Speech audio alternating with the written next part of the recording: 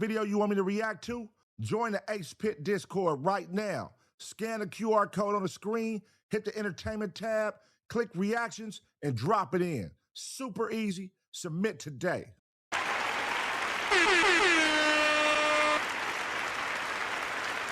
Okie dokie.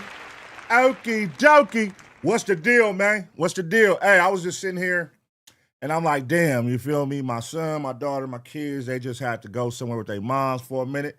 So I was right here. I got some free time, some downtime, and I was finna watch some videos on YouTube, just surf the web, see what's going on. You know what I'm saying? I was getting some work knocked out as well. And I'm just like, let me just go live. Fuck it. Let me go live. Now, this ain't going to be the typical, you know, I was going to do the members only, but I'm like, damn, that's going to be like a show vibe. I wasn't even really on the show vibe. I was just more on the surfing vibe.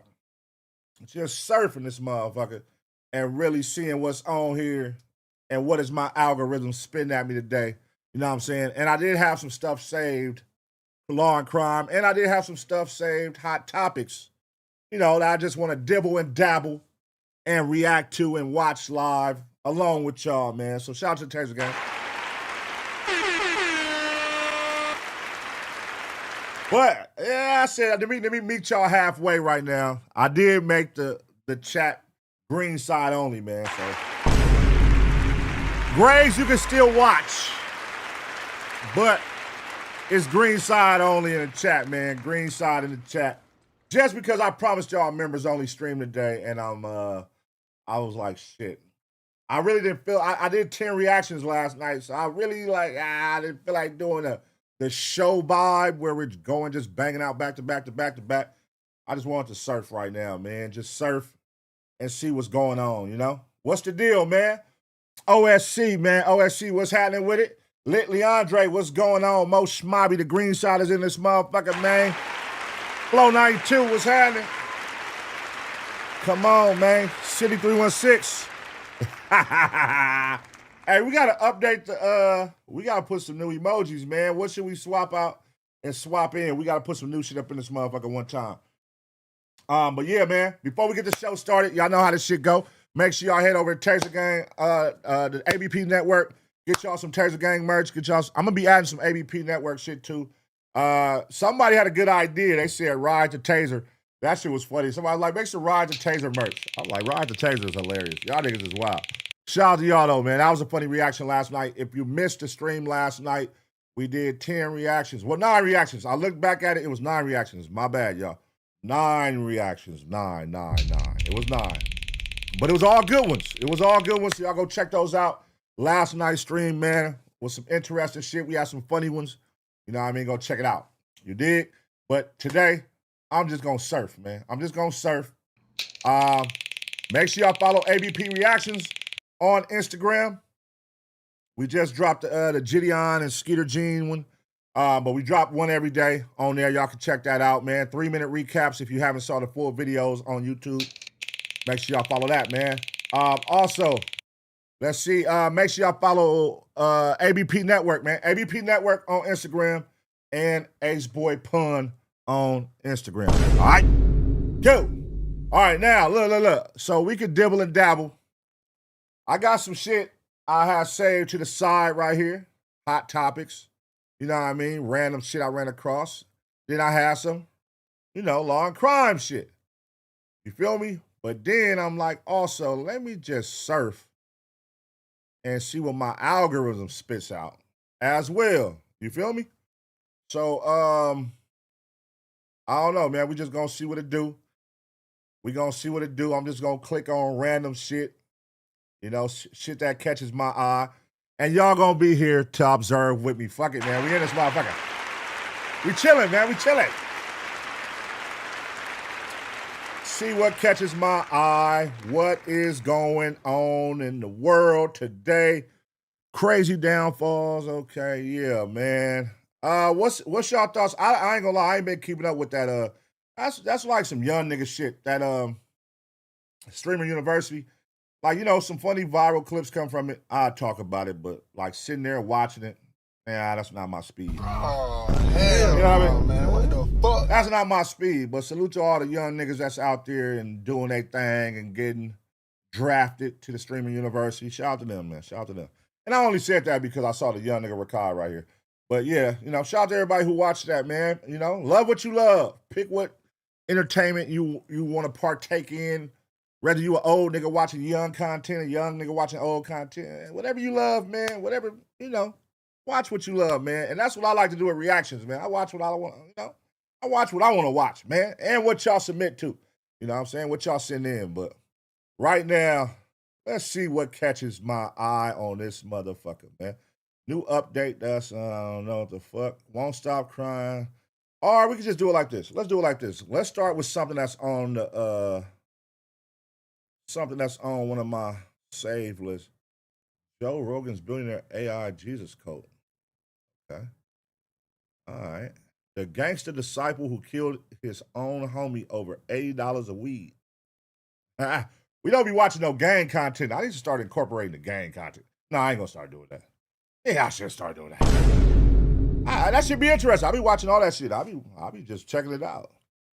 But you know, niggas be sensitive, man. Let's see. He never got paid. T-Rell died before he got paid. I was seeing that with T-Rell, but they said Sexy Red didn't pay him. But is that Sexy Red fault or the label fault? You know, that's the catch about that right there. That could be the label fault. But by default, she gonna catch it. The problem with LA gangs. Problem with LA gangs. Huh? LA, Nick, you know what? I'm trying to clean up my language a little bit in these videos, but Los Angeles gang members. There is nothing the FBI loves more than a gang with some structure. Why? Because if I'm the FBI, all I gotta do is find one guy at the top and he'll link me to everybody else. You see, the thing about the little YNs in Chicago backdooring each other and being every man for themselves is that it's much harder to prove a racketeering conspiracy against them. The law won't even try to bring any Chicago gang members into court to try to prove that any of them are doing anything in furtherance of anything other than themselves. You can't even leave a gun around the guys when you're in Chicago. A dude will smoke a wood with you, eat some wings and fries with you, then steal from you as soon as you go to sleep and send you outside unarmed. Then act like he missed you on social media when somebody catch you. The difference in LA is that there's a such thing as a big homie, a violation, and a DP, or discipline. It's such a rigid structure that in some parts of LA, a grown man can tell another grown man what he's doing in embarrassment of the gang, and this guy that's being DP will actually take action to clean up his act. And all this is good and well for the community until y'all start shooting at each other. All this structure and discipline becomes pointless when it works against you in the courtroom. Any other organization with these type of rules is just the way it should be. There's no problem. But we put structure in the wrong thing. Why doesn't Chicago, a place some people consider the birthplace of gangs and one of the birthplaces of organized... No, that ain't gonna work. Chicago getting DPs? I don't feel like Chicago do DPs. I feel like they just kill you. I feel like they just kill your ass. That's what the Chicago niggas. I be looking, I'm like, damn, these Chicago niggas be killing the fuck out of each other. Chicago, if you from the Midwest, from Chicago, what is y'all disciplinary actions when y'all fuck up and make the hood look bad? Do y'all get a DP? And even with DPs in LA, like that shit ain't for everybody. Everybody not getting a DP.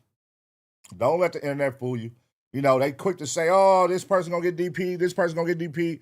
These niggas ain't getting DP. Like, nigga, nowadays, shit, these niggas gonna shoot your face off if you try to DP a nigga.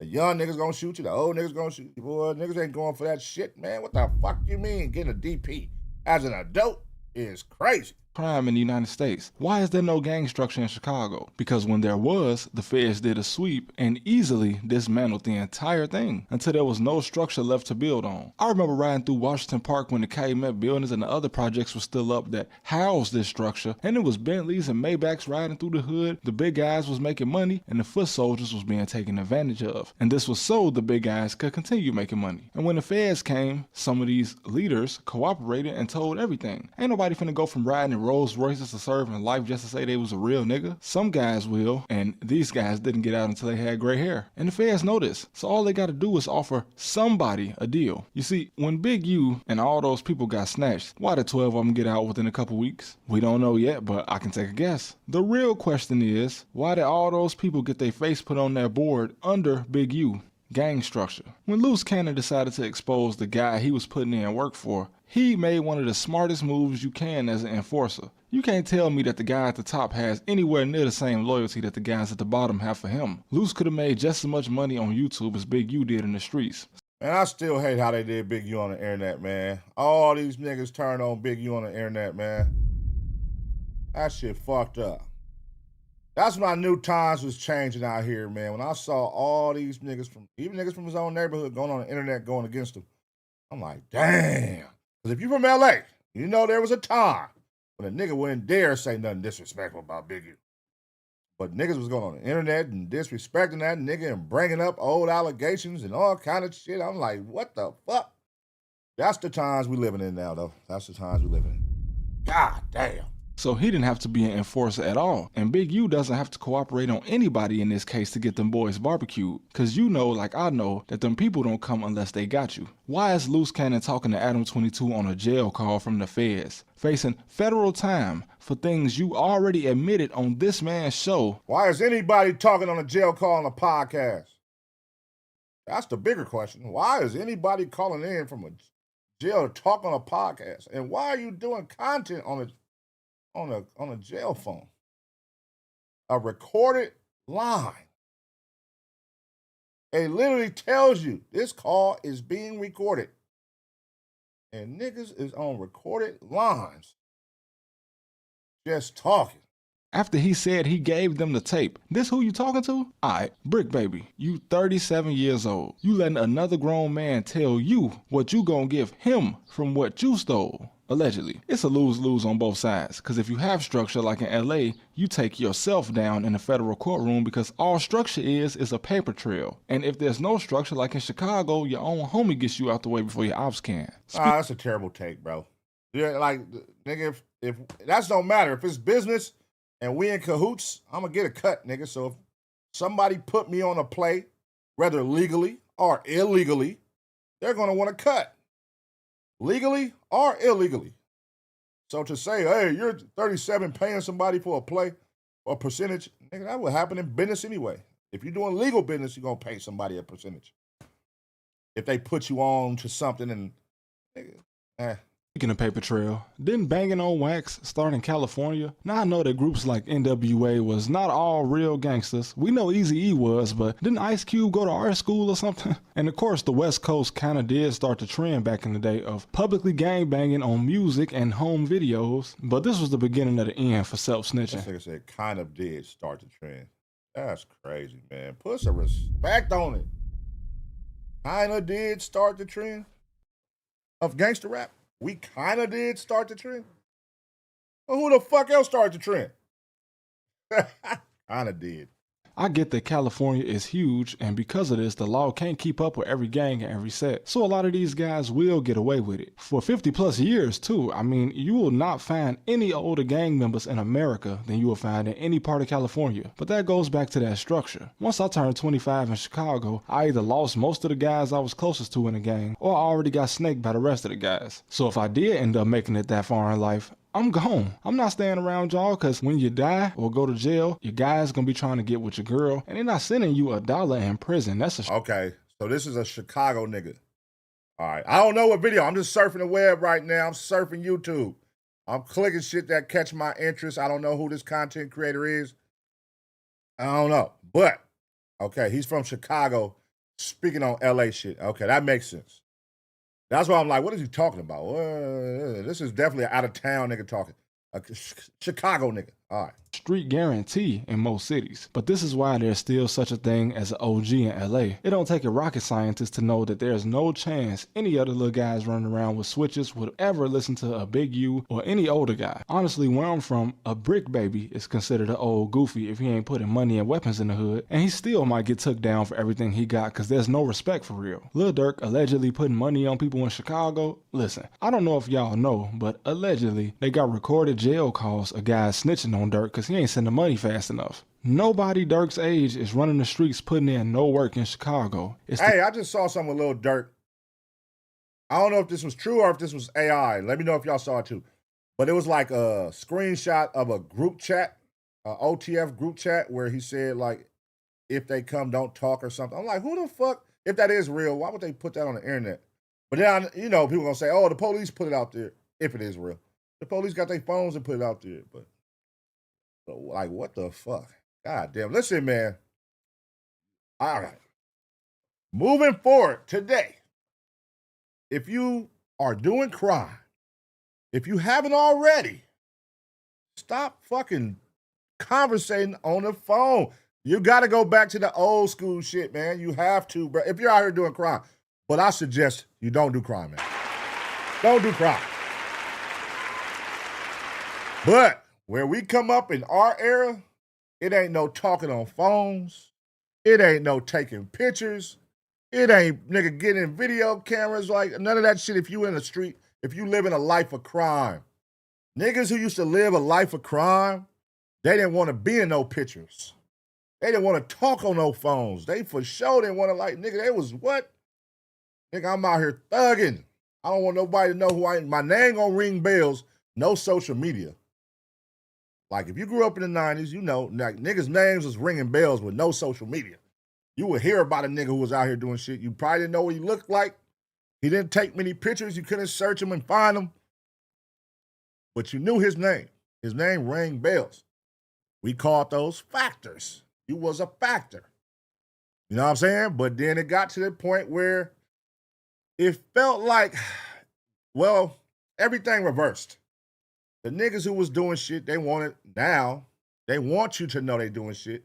They want to boast about it on camera. They want to show you. They want to claim it. They want to show you what guns they own, what big-ass weapons they got in their artillery. You know what I'm saying? I'm like, bro, I was seeing some videos on 4th of July that was fucking me up, like out here with niggas from LA and Compton everywhere. And I'm just like, why are y'all on the internet showing these guns, man? Exclusive ones, too. Where it's like, oh, yeah, nigga, we've been looking for this weapon. Oh, you got this? Oh, this the nigga who got this. This hood got this. I'm like, damn, man. Wild times.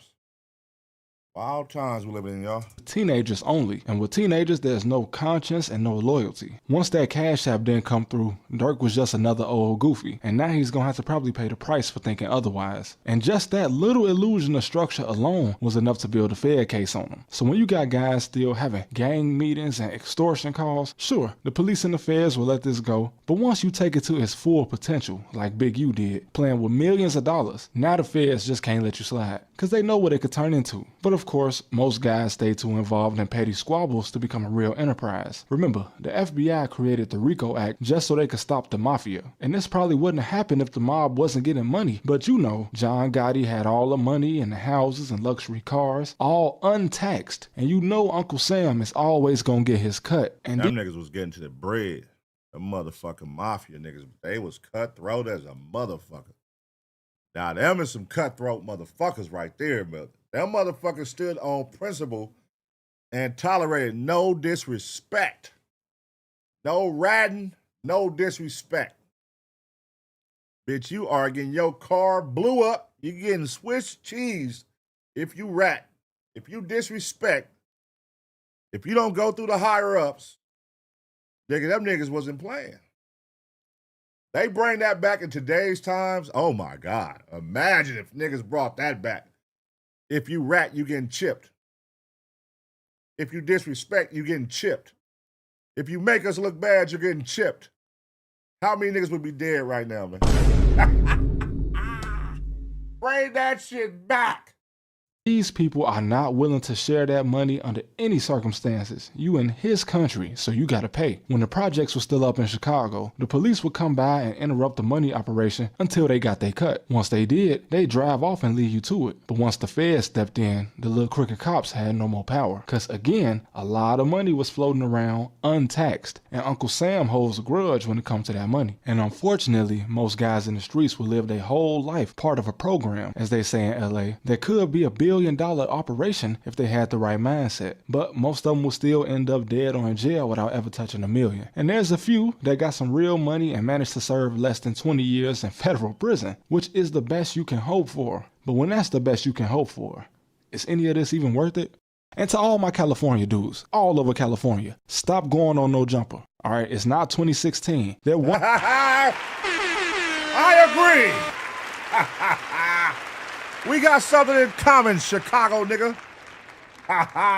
From LA to Chicago, that message right there is powerful, man. Stop fucking with this fuck ass nigga. Once was a time where Adam and all his little weirdos could have gave you some clout, and his podcast actually used to mean something in the rap community. But now it's just what the feds watch on their lunch breaks. I don't care how many views you get in, man. You could get this out the mud yourself. You don't need no other podcast. You don't need no other platform. You can become your own platform. Hello. And shout out to all my new viewers, man. Y'all are the reason that everybody else should know that anything is possible. And powerful message right there. You don't need that motherfucker. I'm still not the type to tell somebody don't get their money. It's just hard for me to get down what they got going on in No Jumper. So I advise all of the Cali. Listen, if no Cali dudes got on their podcast, he wouldn't have one. You understand? And Loose, please stop calling this man. All right, man. All right, I don't know what the hell that was, but shout out to him. Trap University. Shout out to Trap University, man. I'm a subscribe to your channel, brother. Shout out to Trap University, man. That's my first time seeing his page. Shout out to bro. Okay, Chicago content. I don't really be on that type of shit. I really don't care to like watch out of town content, like gang shit. I don't know. I be kind of stuck with the creators that I like. But okay, I'm open to finding some new creators. Who's some new creators, or who are some creators that y'all haven't seen me react to that y'all think I should react to? Who is like some dope content creators that be making shit that fit what we like to watch, man? Don't start sending me niggas that do fucking mukbangs and shit like that I don't care about. Like, who are some content creators y'all haven't seen me react to that y'all want to put on my radar, man, that we could watch? That nigga said he dissed No Jump out of nowhere. Fuck it, nigga, I'm here for it. Diss that nigga. Why Chicago has so many gang wars. Okay, all right. So he all Chicago content type shit. All right. Shout out to him, man. Shout out to him, man. Shout out to him. All this over a beat. Who the hell is this? Who is this? You tripping, bro. Like, a nigga trying to save you for giving you $100, and then I give you this $100, and then this shit go 10 times platinum, and now you at the crib with just $100, and I got millions of fucking dollars. Now you're probably wondering how we got to this point, bro. Believe it or not, this is all because this rapper didn't want to pay for a beat that he stole from me, bro. Like, I can't get over this. This story's... I don't even know who this is. I was literally about to watch this shit, and I just thought about it. I'm like, who the fuck is this guy? Huh? Who the fuck is this guy, man? What the fuck? Who the fuck is that guy? Hold on, let me fast forward, nigga, because I'm not gonna watch this shit. I thought this was like Tiger on the thumbnail. I thought he was about to talk about Tiger. All right, let me see. Let me go somewhere else. I'm surfing right now, y'all. I'm searching right now. T-Punch speaks to Lupe Fiasco and confronts him about... Oh, okay. Why rap music actually getting worse? Let me see something. If you're watching this video, chances are music has been a central part of your life. From early childhood years to going to school, playing... I don't know, man. I can't get with everybody's shit. Hold on, shame on you. You tripping, bro. Shame on you. Let me see. Let me go to what I got here, man. Rock Nation. All right, see, I fuck with the truth is. Hold on. I'm going to do a reaction to this one. They on Jay-Z heels right now, man. Jay-Z don't like when people be on his heels, man. Y'all know Jay-Z, he going to get them lawyers on you. He going to get you up off his heels, man. I see everybody... coming for Jay-Z and Charlemagne right now. They got their little, what they call it, the table. Whack 100 call it, with Flakko and Vlad and all these niggas coming. They all pushing at Charlemagne right now. I see what's going on. Let's see what's going on, though. All right, y'all, we back with another reaction right here on ABP Reactions. And right now, it is heating up on the internet. There is a war going on. Charlemagne and Jay-Z versus Akademiks and everybody else on this motherfucker, man. Well, let's get caught up and let's see what's going on. Rock Nation might just have the biggest media personality in its pocket. Right now, Charlemagne is being called out after Akademiks revealed paperwork showing his alleged secret ties to Jay-Z. Now people are starting to believe that Charla might have been a puppet the whole time, used to push whatever agenda they wanted in the media. This could very much be the reason he was so defensive of Jay-Z when his name surfaced in those documents. Let's take a closer look to see what we can find about Charlemagne's connections to Roc Nation to determine if it proves that he's really what they say he is. Man, Charlemagne just got $200 million, man. He said, fuck y'all. You think I care what you broke niggas talking about? Nigga, I just got $200 million teaming up with Jay-Z. Fuck you, me.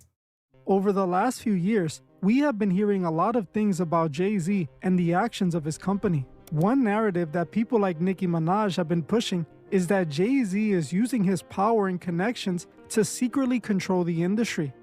If you had a disagreement with one person, instead of that person just moving on with their life, and you moving on with your life, it would be like this person would call someone else so that you won't get an opportunity over there. And then that would continue happening. But not just with me. I saw it with a lot of very talented people, that they were talented and maybe one particular person or one particular group of people didn't like them. And because of that, they kind of just got, made to be like almost invisible. One of the ways he is accused of doing this is by controlling hip-hop media. While Nicki never provided solid proof for these claims, fans felt there were enough signs pointing to this being a real possibility. Now, it's not out of the ordinary for a record company to have a close relationship with the press or a big radio personality. That is common practice in the business. The labels rely on the outlets. They got Charlemagne in pocket. I mean, shit. We playing chess or we playing checkers? Which one is we playing, man? You know what I'm saying? You mad at me? Because, hey, hold on, nigga. I'm going to need you to defend me. When my name come up, I'm not one of those niggas that like to do podcasts. I'm not like one of them niggas that like to go on and do interviews. I'm talking about Jay-Z. If I'm Jay-Z, I don't like to do podcasts. I don't like to do interviews. And if I do an interview, y'all know it's going to be rigged up to only cater to me and what the questions I want y'all to ask. But listen, when all this shit come up in this motherfucker, I need somebody to defend my honor, nigga. So Charlemagne, you got the big radio network, big platform. Come on, my nigga. What you need help with? Look out for me. Look out for you. You know what I'm saying? We keep it under wraps. He was finna cut that nigga in on a casino, bro. Jay-Z was finna cut Charlemagne in on a casino. You was gonna be a casino owner, nigga. Have equity in the casino, at least equity. Charlemagne said, fuck what you niggas talking about. The outlets rely on the labels. But that's not the connection Roc Nation is accused of having with these platforms. According to the allegations, they aren't trying to have a formal business relationship. They want to dictate what is said. They are accused of offering business opportunities to personalities in order to control what narrative gets pushed to the masses. This means that Roc Nation could use commentators to say exactly what they want said. They could have them promote their music artists or upcoming events. And they can also have them frame enemies in a negative light or defend themselves when their names surface in documents that make them look questionable. This is exactly why some believe Charla might be one of the people who secretly work for Roc Nation. A few months back, Charlemagne was on his show demanding that everyone who was named in those documents be investigated. He explicitly stated he didn't care who was involved. They needed to be looked into. I don't care who's on the list. Everybody got to go. Burn it all down. Like, that's just simple as that. Mutually assured destruction. Whoever's on that list need to go. When they finally did that big release, there was one person in there that Charlemagne refused to talk about. It was reported that somehow Jay-Z was found in those files. Hey, see? Yeah, that's the thing about these mics, man. Niggas gonna hold you to your word. They gonna hold you to your motherfucking word on these mics. You talking all that Epstein, when that list come out, whoever on there, burn them niggas. They gotta die, all them niggas. And then the list come out and your boy name is on there and you don't want to talk about them? Selective politicking. Nigga like, what? Nigga, I didn't see that coming. Since Charla had said everyone should be investigated, people were expecting him to keep that same energy now that his good buddies surfaced on that list. But instead, he did a complete 180 on his show and defended him. He said that even though his name was in there, it was a lie, and he knew he didn't do anything wrong. See the story about Jay-Z? The woman is like, it was Jay-Z in 1996? Reasonable Doubt came out in 1996. Like, what are we doing? It was clear, and you can see who pushes the narrative. But people found Charla's blatant hypocrisy suspicious, with some even seeing it as a possible indication that he was working for Roc Nation. The main person pushing this narrative was none other than DJ Akademiks. Ak went on a rant where he called out Charlamagne for switching up after seeing Jay-Z's name on the list. He felt that this was an obvious indication that Charla was working for them and was being ordered to help deflect the accusations. I want to point out in real time how some of these switch-ups are happening here, chat. And shout out to my man Charlamagne. This is my man's. But he was on the radio much demanding. Bring it out! We need to see it! It sounded amazing when we thought it was only the elites we didn't know and we really hated that were going to be accused and supposedly had some proof of doing the nasty. This is before the list got released. I love Bring Charlamagne. it out. I got to point it out. Burn them down. I don't care who's on the list. Everybody got to go. Hold up now. I don't care who's on the list. Everybody got to go. Wait, Nobody talking about that. My thing is this. I don't care who's on the list. Everybody got to go. Wait, hold up a second. Talking about all down. Wait, I'm not here. Burn them all down. Hey, you did say that, brother. Now, when your boy name come on that list, nigga, burn them all down. Right, I think I got a little bit of earwax popping before the list was announced. And everybody who was speaking and demanding the list, they're thinking, none of my homies on there, right? This is how they communicated about said list. In his New York mansion, but nobody talking about that. My thing is this. I don't care who's on the list. Everybody got to go. Burn it all down. After the list came out, I see. All right, let's talk about it. Why you want to talk about that? Wait, what? Nobody needs to be protecting the PDFs, and we don't care what party they are. Now they dropped the files, and would you believe? I want to get to the Pusha T, Jay-Z, Eminem of it all, because that's what went crazy on my algorithm. I don't understand why y'all are so quick to want to tear our own down without doing... No, hold Yeah, you switched it up. Yeah? Burn the list. Whoever's on that list, burn it down. Name, the list comes out, Jay-Z. I don't know why y'all so quick to turn on y'all own, man. God damn, man. I don't know why we as a culture turn on our own people, man. He switched his tune up all the way. God damn. Hold the fuck. My thing is this. I don't care who's on the list. Everybody got to go. Unless they could... Yeah, we don't care if they're Democrat or Republican, but we do care if they're a third party. Oh, hold on. Ak has made his issues with Roc Nation public after he was forced to participate in a deposition. He felt that they were using this legal process as a form of intimidation. Essentially, Akademiks was accusing them of using the media to shape the narrative about Jay being connected to the documents. By having one of the biggest media personalities not only defend you, but shut the allegations down, you can influence the public's perception. Now, some fans of the show automatically think he's innocent because Charla said so. That is the power of controlling the media. When Charla saw Akademiks' accusations, he instantly denied them. He repeatedly said that he wasn't working for Jay-Z. Now, while this could be true, it's also the obvious thing someone who is a puppet will say. They can't just come out and say, my opinion is paid for. That would completely destroy their credibility. Right. The way Akademiks made it seem was that Charla was a mouthpiece for Roc Nation, and in return, they gave him business opportunities. But at the moment, there was only Akademiks' word and nothing credible confirming this. Well, recently... That makes sense. I mean, but they may, I don't know the extent of their friendship. Because we could be looking at it like, oh, this is a business friendship. But they might be really homies, Charlamagne and Jay-Z. Who knows? They kind of, they click up and become homies. That's going around. Niggas is clicking up with weirdos and becoming homies all of a sudden. But, that goes around, man. That goes around. And you don't know. I don't know. These niggas, a lot of people be loners, bro. Simply put, a lot of niggas be loners. They can meet somebody and feel like this is my friend in less than a year or less than a month and be loyal to a nigga in less than a year, less than a month. So Charlamagne, I don't know, he gives those vibes like, a little fanboy at the same time. I do have my own celebrity, so Jay-Z is calling me in these rooms and looking out with these favors as long as on the flip side, I'm going to look out for him and defend his honor because, hey, this is my man's. He about to cut me on this casino play, or he gonna help this play with what I got going with Black Effect. He gonna help increase the value. Who knows? You know how shit go, man. One hand wash the other behind the closed doors. So it could be that. It could be that. And Charlamagne like, shit, fuck what y'all talking about. Y'all niggas ain't bringing me no plays. You know, niggas use that too. You know what I mean? That's, y'all niggas think, man. That all changed, as now Ak says he has the evidence to show this. Recently, during a live stream, Ak produced what appears to be evidence that a business connection between Charlemagne and Roc Nation might exist.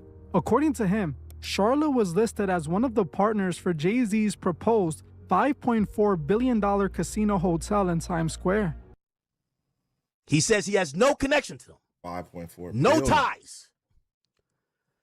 They sent out the new Roc Nation talking points, and Wayno looked like he was so quick to make a video. He read the part they said, do not include telling people that Charlemagne had some financial interests in this casino. So I go digging for the truth. Is that what sparked it? Wayno? Oh, shit. Hold on. Let me rewind that. Wayno is what sparked Charlemagne. Academics digging and finding that information. Interests do not include telling people that Charlemagne had some financial interests in this casino. So I go digging for the truth. Wow. Now there's a bunch of stuff that is filed with the New York government, okay? And when I go down, I said, let me look at the owners. Let me look at the owners. Sell Green. Okay, who are these people? Caesars. Who are these people? You'll look. Some of these people are the CEO. They're the, chief financial officer. I scroll down a little bit more, and under Roc Nation, it reads these names. Sean Carter, Desiree Perez, Jana Fleshman, Angela Rye, Alicia Keys, Leonard McKelvey, a.k.a. Charlemagne, not under the Roc Nation banner. No. Lenny. There goes Lenny. No, we got him, y'all. We got him. We got him. We got him, y'all. We got him, y'all. Under Roc Nation, Leonard McKelvey, a.k.a. it says known professionally as Charlemagne the God.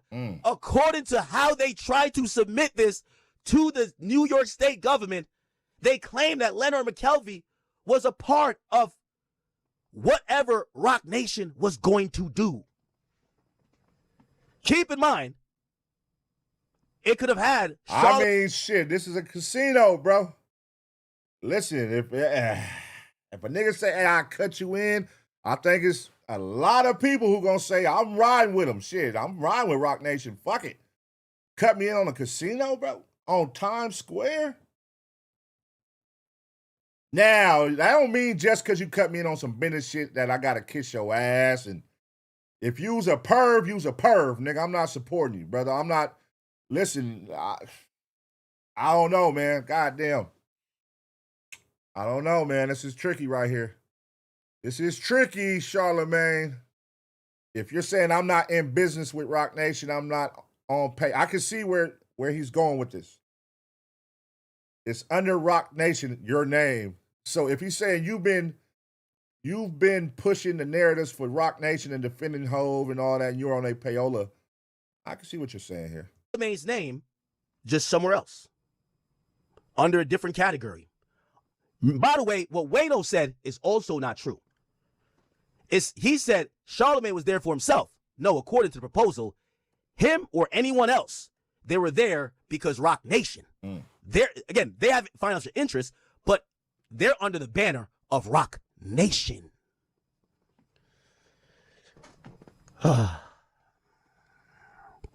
Chat. I think take a deep breath.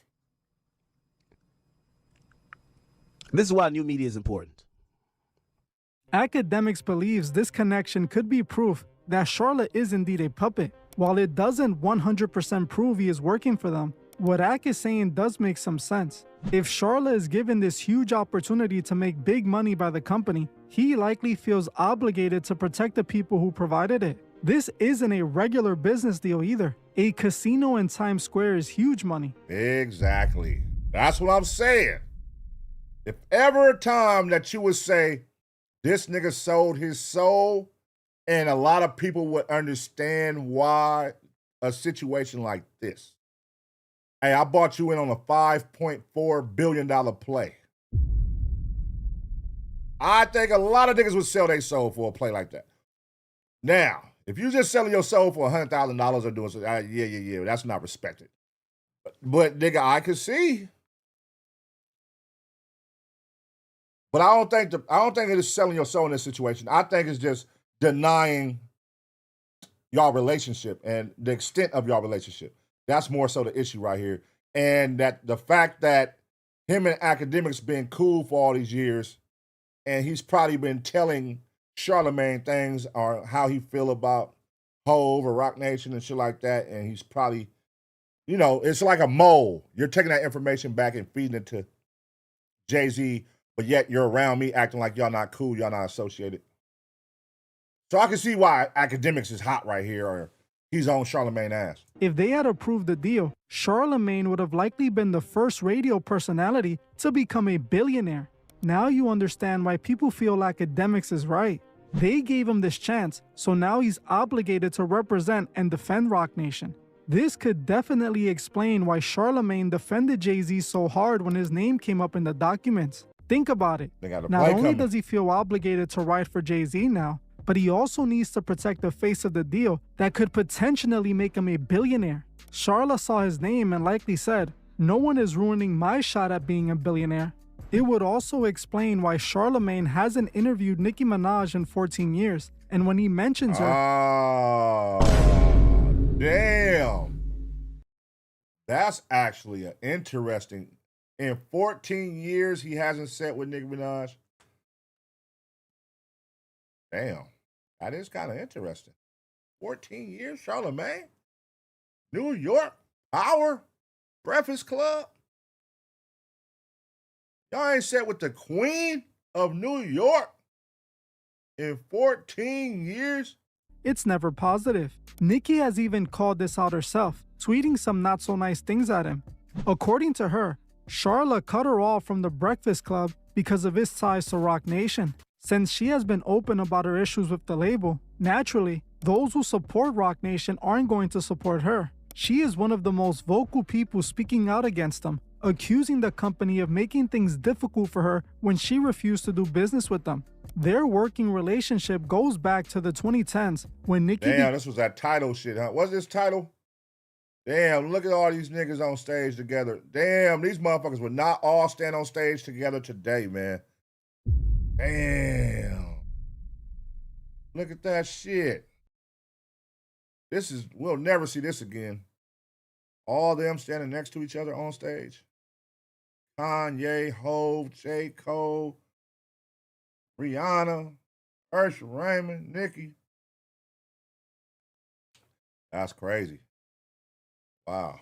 Became one of the partners of Tidal. That deal ended on bad terms, and she now claims she has been on Rock Nation's bad side ever since. Unlike others though, Nicki has made all her allegations about Jay-Z public and has taken their issues to social media.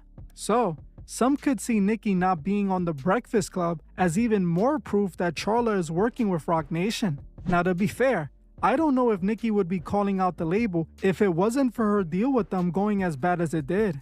Think about it. If it had gone a different way, maybe Nicki would be just like Charlamagne, defending Rock Nation at any means. Some think Akademiks also might have his own motive for going after Jay-Z. Akademiks is a strong Drake supporter, and many people think he's a puppet for OVO. It is well known... What you mean, think? Think he's a puppet. Listen, man. He is to Drake what Charlamagne is to Jay-Z. And the problem is, motherfuckers trying to act like they not or whatever. Like, we know he's a diehard Drake fan, Akademiks, but Charlamagne doesn't do that with Jay-Z.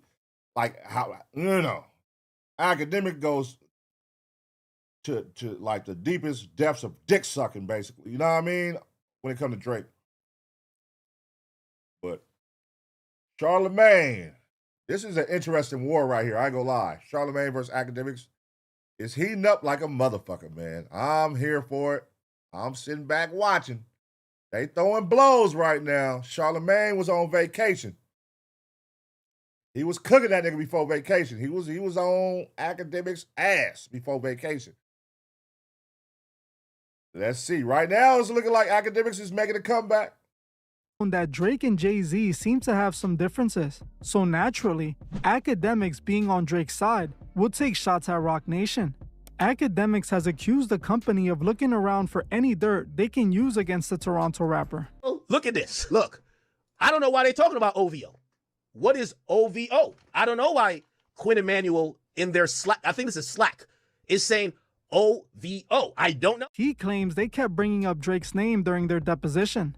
According to Charlemagne, the real reason Akademiks is defending Drake is that he is allegedly on the OVO payroll. Charlotte claims that one of Akademiks' employees gets paid by Drake to spread negative stories about anyone he has issues with. Putting the button on it by saying, me and I can have the conversation publicly if you want to. Because I want to know, I got questions. Happen right here. I got questions. I want to know about. Oh, they need to make that happen. That sit down needs to happen. That'd be a good one. Right now, if every time to sit down, them two niggas make it while y'all crashing out on each other, go ahead, sit down, man. Niggas gonna tune in and watch that. This stuff. I ain't seen none of y'all talking about this shit. I want to know about this. I'm gonna read these two headlines again, and then we can pay some bills and move on. But InverseWire.com says, pay no attention to the grand wizard behind the curtain. 5 lawsuits say the bets were rigged, the screams were bought, and even the chat losing its mind was a hire inside the machine that manufactures Drake. Grand Wizard is mentioned in that. George Wynn. Ack, I want to hear you talk about that. It ain't got nothing to do with nobody. This is investigations that people been doing on you and your team. Now, if they was to sit together, I think as viewers, we would all want to see Gloves Off edition. You know what I'm saying? Because they already doing it with their content right now. You know what I'm saying? Now they're bringing in these allegations of weird activities at Wendy Williams' ex-dude house that Charlemagne lived at, and allegations from women. And like, I would love to see them two niggas have a gloves off conversation. All this shit y'all saying on this content, sit down with each other face and ask each other these questions about it so that we can see what their responses are. That would go crazy. But do y'all think they would be willing to do that, though? Or is it beyond the point of no return right now, or is it still at the point where they can come together, sit down, and hash this out and clear their names on both ends of all these allegations? Charlemagne, ask him about the Grand Wizard, drill that nigga on that shit. You drill this nigga on the, being on payroll for Rock Nation, the allegations. People stay away from the allegations conversations on the mic, so I doubt he talk about that. But be here for it, man. We should have hit George. We could have had. Akademiks denies this, but many find it hard to believe because of how much he rides for Drake. It appears that everyone involved in this mess has their own personal agenda for exposing each other. Regardless, it still suggests that some people are controlling certain media personalities. They're using their power to dictate the narrative and prevent anyone they don't like from succeeding. It could be possible that both Akademiks and Charlemagne are paid mouthpieces, just pushing whatever agenda they're compensated to push. At the end of the day, this is how most people think the media works anyways. They all pretend to be independent in public, but behind the scenes, it seems like they sell themselves to the highest bidder. Charlemagne allegedly being willing to be an industry mouthpiece could be what helped them land that iHeart deal worth hundreds of millions of dollars. See? That's what I'm saying. Hey, come on. I'm in these powerful rooms. They can help me bump these prices up and give me, you know what I mean? They could get that motherfucker up. They was probably only talking about giving me 100. Jay-Z stepped in. Hey, that's my man's right there. This is what I got going. Y'all look out for him. Boom, boom, boom. I got you on this. All right, 200. Come on, man. We all need a homie like that. We all need a homie like that. Hey, man, I got to feed my family at the end of the day. So if you could put an extra 100 million in my pocket, now it's just, what do you stand on? And if this Epstein shit is that facts, Jay-Z was there and partaking and you stand with bro, that's a little awkward. And your whole take was, anybody name come on that list, burn them down. If their name come on that list, I don't give a fuck, burn them down. And then his name comes out on the list. And you say, man, why black people always turn on each other, man? It comes off a little fishy, Charlemagne, I must say. It always seems that those who are willing to play the game are the ones who make it to the very top. Now, I will say, the evidence Akademiks presented is quite concerning, to say the least. Showing that Charlemagne was involved in that casino deal does put into perspective why he defended Jay-Z so hard. It also might help explain how a radio personality was able to land a deal worth hundreds of millions when radio is a dying format. If this is true and Charlemagne is a puppet, it's a massive problem. If the media can be controlled by a few ultra-rich people, those with the money can dictate the narrative. They can use the press to protect themselves and to trick the public into thinking whatever they want. Man, that's been going on. What are you talking about? Nigga, even when you go to CNN, Fox News, nigga, all this shit is controlled media, bro. You be having that one rich motherfucker that own these news channels, that own these newspapers, that own these magazines, and he controls the narrative of what they want to push out. You got these motherfuckers that counter their narrative, that owns these channels, this media motherfucker, these media people. That's been going on, brother. You know what I'm saying? So is Jay-Z doing anything wrong by getting me a puppet? I'm a powerful nigga, bitch. I don't like to get on here and defend everything that comes out on my name. That's not me. I'm gonna get me a puppet. You goddamn right. This nigga likes to talk all day, and he can be persuaded. All he wanna do is hang out, go do a couple dinners, and you gonna be my puppet, and you gonna defend my honor, and you one of the biggest names out here in media? Come on over here, bro. Matter of fact, I got a play for you to show you I fuck with you, my nigga. Go ahead, bro. I'll get you this extra $100 million on your deal. You know what I mean? Hey, it's love. It's love, brother. It's love. And a nigga gonna ride for a nigga like that. You just got this nigga some extra cheese on top of what he was about to get. He gonna ride for a nigga with no, and then now you finna cut me in on a casino? You finna cut me in on a 5.4? That's what you was about to do, or try to pitch me? What? That nigga for sure he for the dick ride. He probably would have did that for free. You looking out? Oh, he finna go above and beyond. And the same shit goes with Akademiks with Drake. So stop acting like you wouldn't do the same act for Drake. Think about it. When Jay-Z was mentioned in those documents, it seemed like almost every hip-hop outlet instantly defended him. Realistically, it's impossible to know if he was really not involved, but some blogs acted like they were 100% certain. That's likely because if they suck up to Roc Nation, maybe they can get that opportunity too. That's why so many people feel like the media is compromised. The media is supposed to run stories without any bias. If they are all allegedly bought out, how can they truly be objective? We need to call this out and let them know we won't be manipulated. I want to know what you guys think. Do you think Charlemagne could be a Roc Nation puppet? Is he being instructed to defend Jay-Z? To me, it definitely seems possible considering they have business ties. The fact that the rap mogul keeps being at the center of these stories makes his appearance at the all-white party very interesting. People already feel that event is the place where those backdoor deals are being made. Oh yeah, we about to react to the all-white party, man. Man, shit. Listen, man, at the end of the day, shit ain't gonna stop. If it ain't gonna be Charlemagne, he gonna get somebody else in pocket. And it's like you need somebody like that. Drake don't like to come out and do interviews and defend his honor every time somebody bring up an allegation or put someone on his name. That's what I got Akademiks for. So guess what? Hey, Akademiks, come on, nigga, here go a chain. Hey, I'm gonna fly you out. Hey, I'm gonna answer your FaceTime calls. I'm gonna share a little bit of information to make you feel like, you know what I'm saying? You the inside source for me, brother. Boom, I'm gonna keep you in pocket that way. Hey, when somebody come at me, without say, I only gotta say this, you gonna do that. You gonna ride for me. You gonna defend me, nigga. And vice versa. But see, Jay-Z is throwing some plays. Has Drake threw Akademiks a play like that? I'm finna cut you in potentially. Even though it got denied, but I was finna cut you in on this casino. I'm finna help you with your deal. I'm finna do all, who knows, man. Drake probably helping him in the background too. Who knows? Rich nigga shit, man. They ain't gonna tell us anyway. You know what I'm saying? They're gonna act like the other one is wrong when they wrong. Y'all both doing the same shit. It's like the Spider-Man meme. Y'all both doing the same shit. You doing that for Drake, what he doing for Jay-Z, and now y'all bumping. And y'all was homies, so y'all know what y'all doing. Y'all was probably talking about it together, sharing information and all that. So, you know, We here for it, man. Let's see what happens, man. This shit is going crazy right now. We're going to continue to cover it, I guess, as more information come out.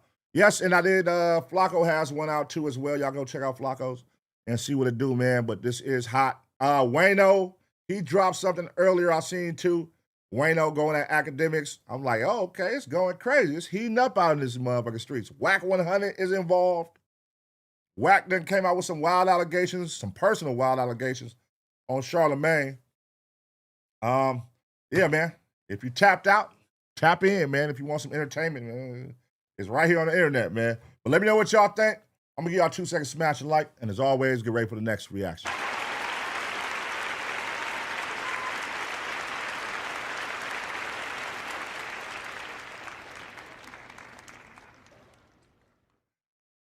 Nigga said it's Chuckles Community Charlemagne. That's funny.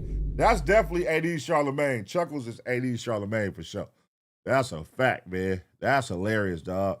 Ah, shit. Yeah, this all-white party, man. What's up with the all-white party? That's the one party.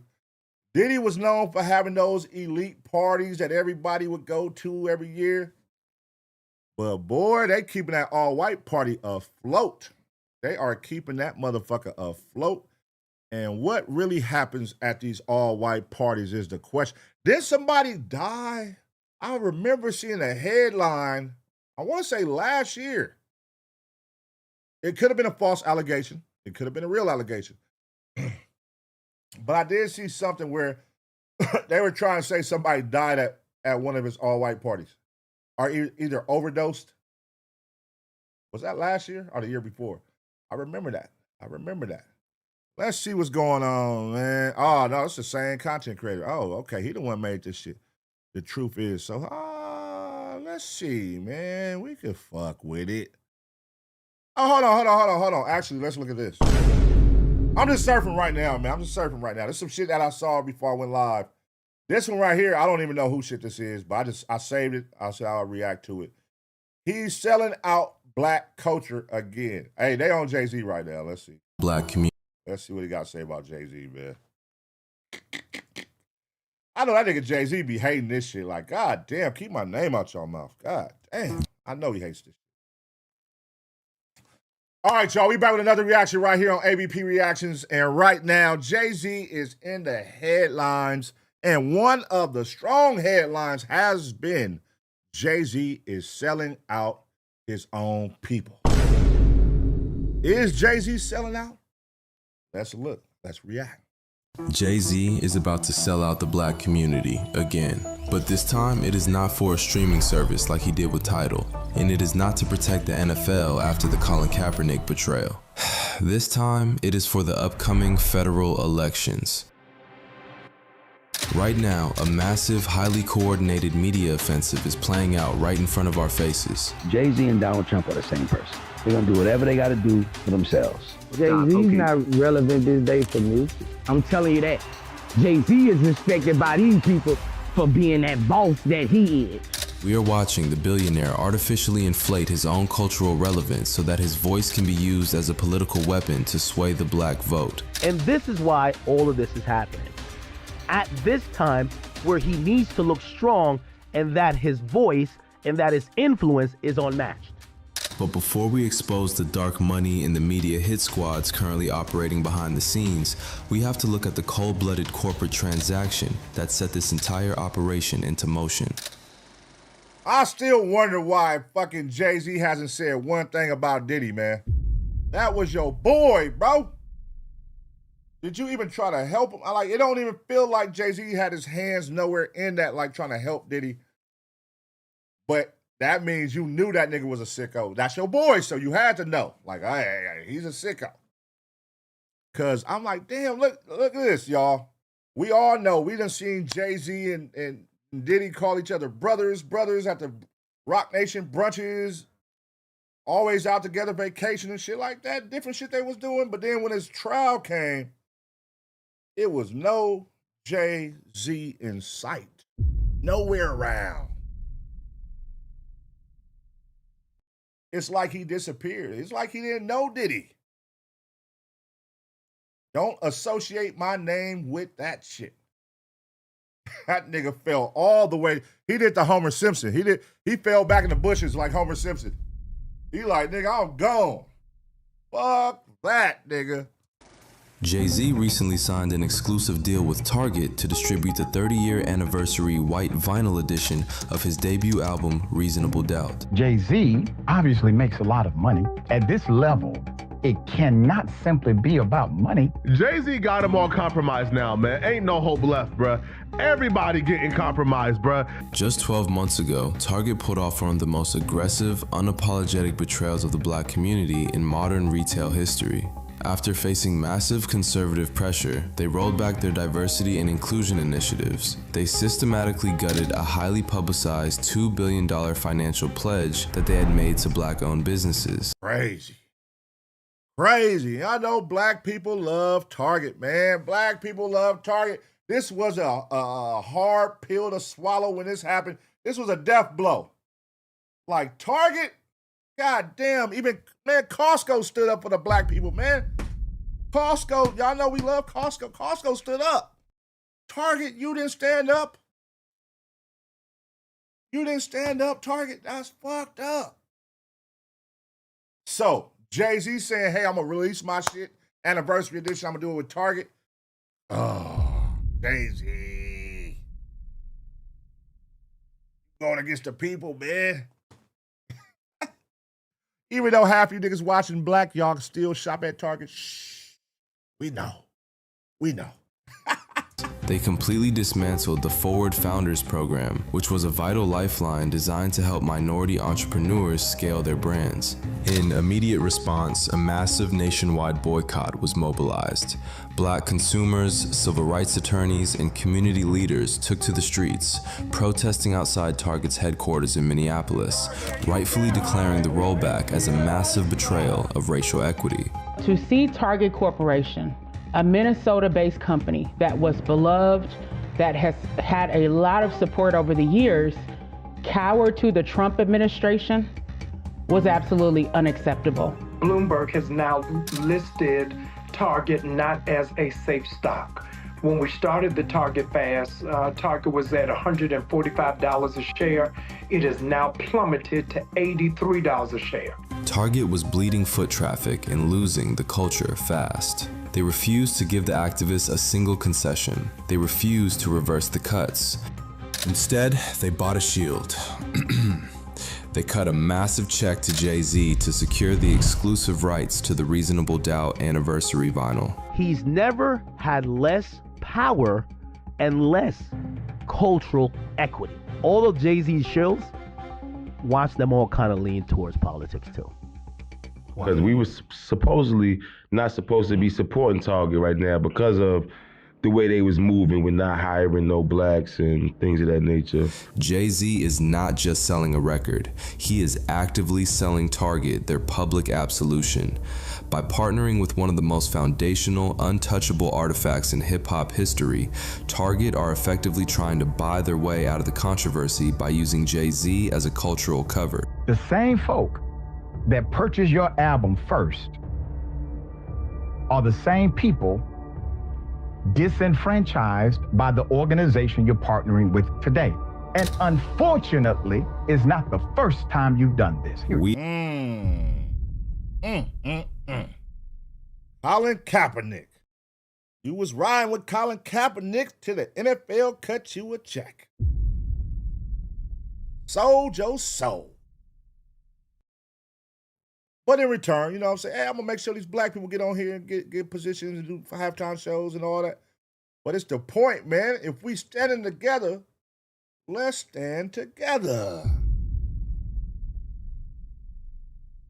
It looks crazy when we all pushing this line. Or is it? Man, listen, what is the real problem here, man?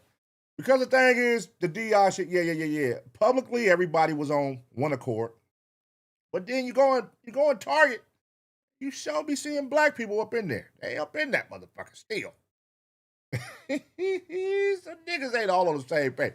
We gotta all get on the same page, man. That's all this tells me. Everybody, we gotta call a meeting. We got to call a meeting, man. Hey, niggas, hey, round up. Everybody round up. Hey, the black community, we got to round up. Let's call a meeting, man. We got to stand on shit and stand on it hard when we stand. Because, God damn it, as soon as we get a motherfucking movement going, somebody fuck it off. Just like the Black Lives Matter lady. She fucked it off. How you gonna take the money and start balling on our shit? Buying fat-ass mansions and employing your brother and giving that nigga $1 million a year for security he ain't really doing. Man, you over here making us look crazy. Man, Black Lives Matter was booming. BLM, nigga, yeah. Big-ass meetings and marches and parades and everything. You over here throwing big-ass mansion parties and doing it up with the church's money. God damn. We are watching a repeating pattern play out in real time, where the genuine political and economic outrage of the black community is completely undermined by a capitalist who expertly masks corporate greed as cultural progress. And this Target deal? This is just a warm-up for the biggest political buyout in American history. Welcome to Redline Theory. But to truly grasp the sickness of this move, you have to understand that selling out the culture for a paycheck is not an accident for Jay-Z. It is not an isolated lapse in judgment. It is his entire highly lucrative business model. It is a calculated blueprint of exploitation, and we have seen him run this exact same play before. You have to rewind the clock back to August of 2019 to see the origin of this maneuver. The National Football League was bleeding out. Colin Kaepernick had taken a knee to protest police brutality, igniting a global movement. I mean, ultimately, it's to bring awareness and make people, realize. That movement was going crazy, man. Taking a knee. Ooh, that movement was going berserk. Them white people was hot. They was hot. They was ready to kill niggas. The disrespect to the American flag. To the military. The disrespect. All the white people was hot. What's really going on in this country. I'm seeing things happen to people that don't have a voice. People that don't have a platform to talk and have their voices heard and affect change. In response, the NFL owners effectively blackballed him from the sport, and as a result, a massive portion of Black America simply walked away from supporting the NFL. The issue still has not been resolved. And yes, the industry did blackball him. Now, what would change it overnight is if the public decided to say, okay, we're not going to watch. When somebody disrespects our flag, to say, get that son of a bitch off the field right now, out, he's fired. He's fired! The league was drowning in bad PR, entirely backed into a corner and desperate for a rebrand. So, they called Rock Nation. For a massive, undisclosed sum of money, Jay-Z sat down next to NFL Commissioner Roger Goodell in a Manhattan press conference and provided the league with the ultimate cultural bailout. That nigga Ho said, this is a business, man. This is a business. What you doing, Colin? Look, I got a little check for you over here, man. Dumb all that shit down. You feel me? Because I also got a sports agency. I got Rock Nation Sports, nigga. You know what I mean? I got niggas up in the NFL too. I'm doing business with these people, nigga. Now they finna let me get the halftime show and curate this shit. What you want, Colin? What you want? We in this motherfucker now. We here. What you want? I just want justice for my people, man. I want it. Yeah, fuck all that. Oh, Jay-Z said, fuck all that. Fuck, man. Nigga. Yeah, I hear you, nigga. The cameras is off right now. What you want, nigga? Jay-Z be on his bully. He be like, nigga, I'm out of here. Fuck what y'all talking about, nigga. Who got a fat ass check for me? And that's your problem, ho. You sell your soap. What do y'all think, man? What do y'all do? If y'all was Jay-Z, would y'all be taking these checks or turning them down? Let me know. Colin's whole thing was to bring attention to social injustice, correct? So in that case, right, this is a success, right? This is the next thing, right? Because there's two parts of protesting. You go outside and you protest, and then the company or the individual say, I hear you. What do we do next? When reporters pressed him on how he could possibly partner with a league that was actively destroying the career of a peaceful protester, his answer was chillingly dismissive. He looked directly into the cameras and said that we had moved past kneeling. Okay. I think we passed kneeling. Damn. It was at that moment he spoke for the people. But we didn't want you speaking for us, brother. We was still kneeling. And this is why they say you a sellout. We still kneeling, brother, and you came out and you said we passed kneeling. We gotta get on one accord, y'all.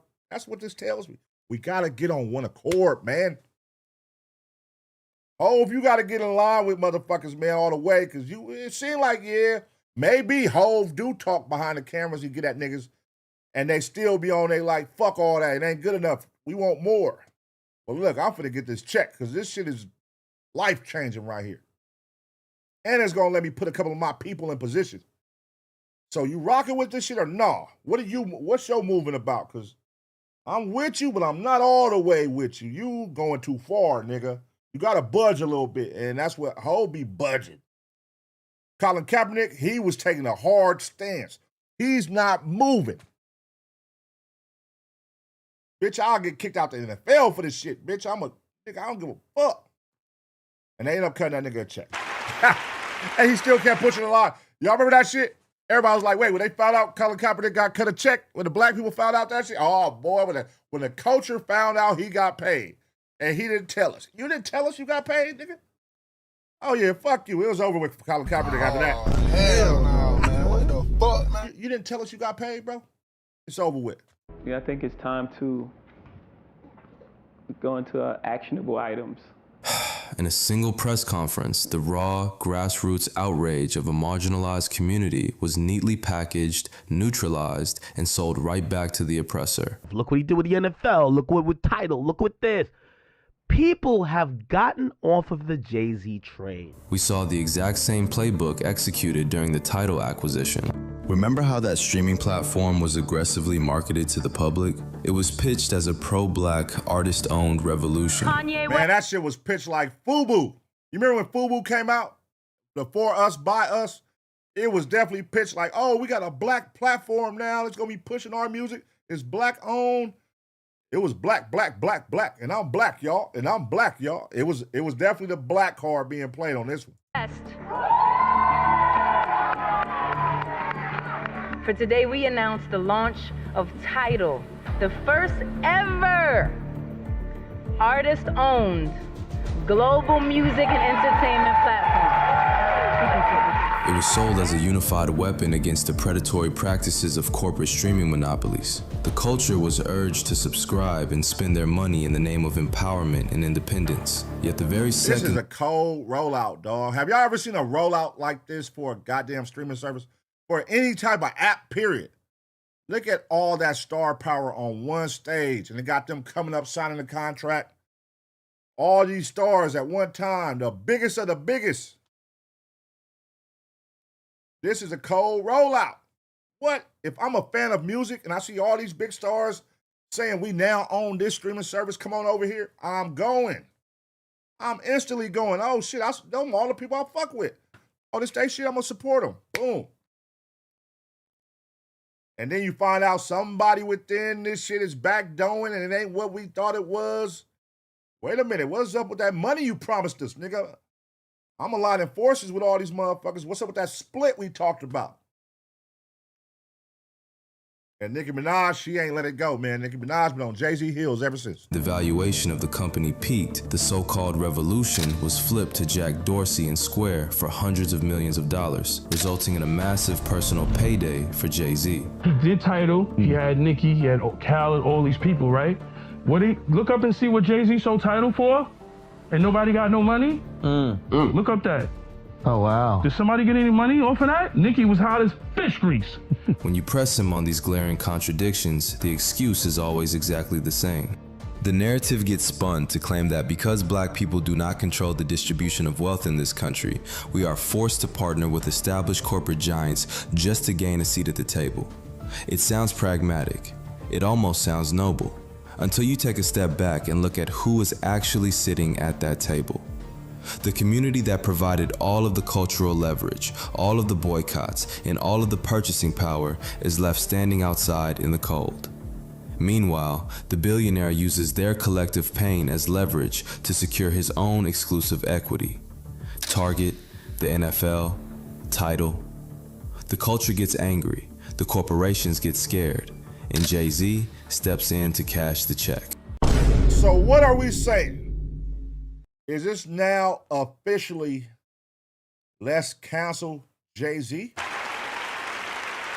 Are we canceling Jay-Z? Y'all remember that hard stance I was saying we got to come together and align on? We got to, you know what I mean? We got to align, man, and come together.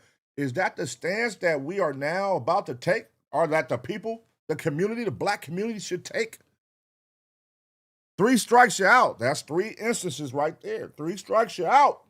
Should we now cancel Jay-Z? Is it the dawn of cancellation for Jay-Z? Is that what we are entering right now?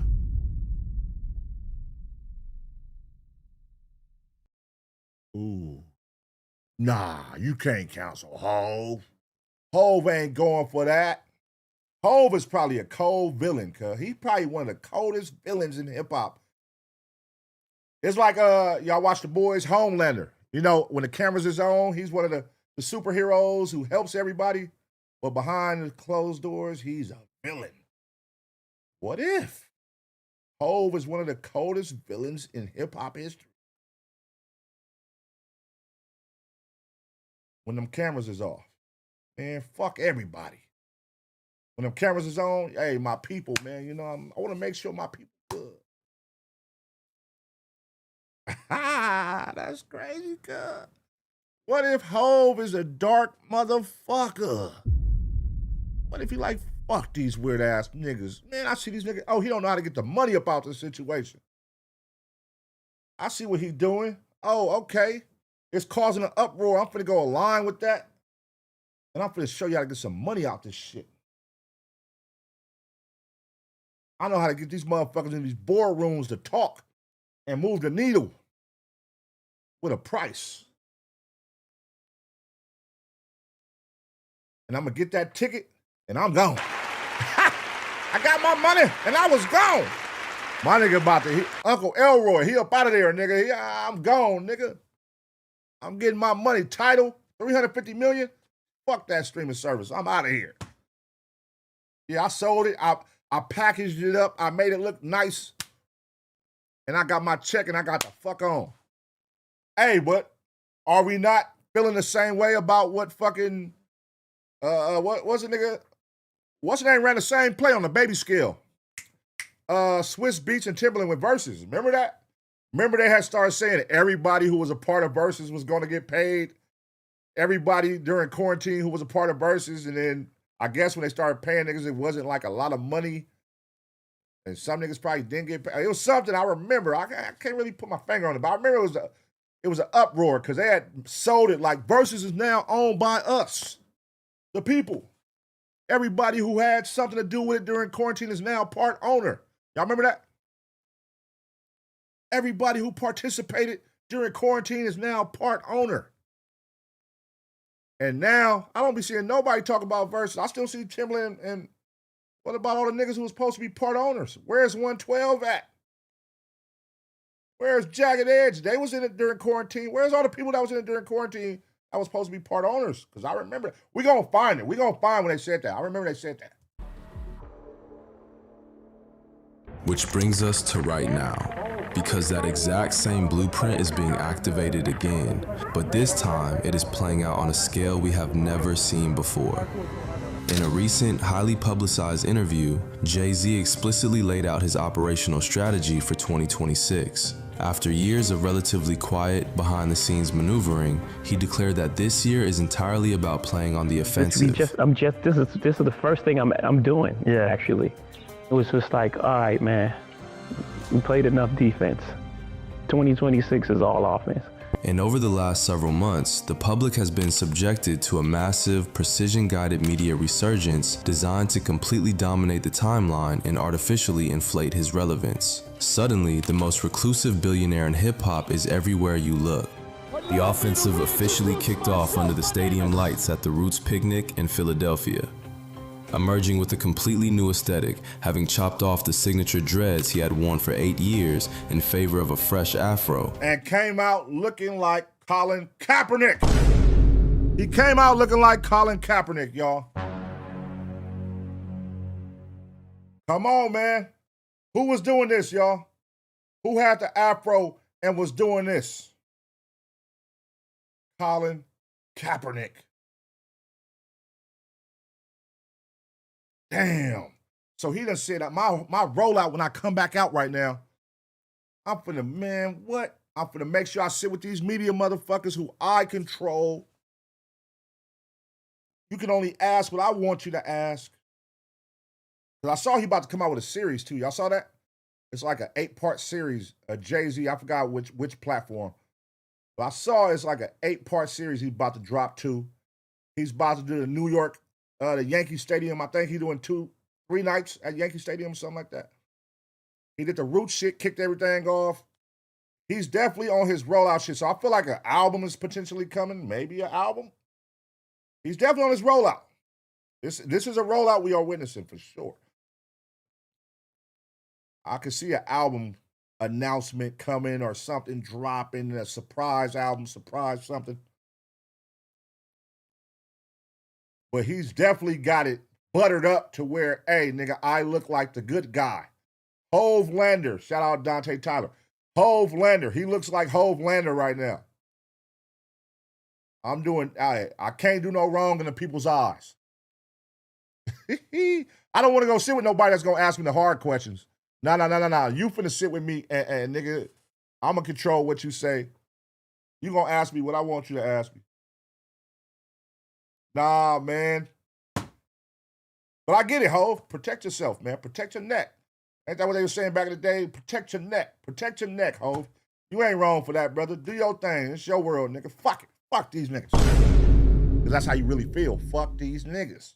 He stepped onto the stage and delivered a surprise. Acapella freestyle that instantly set the internet on fire. Every one of them playing these silly games. That 1-800 ambulance chaser with a wish one came. But 911 is a joke. Public enemy #1 I've been ranked. It was a calculated, ruthless display of dominance.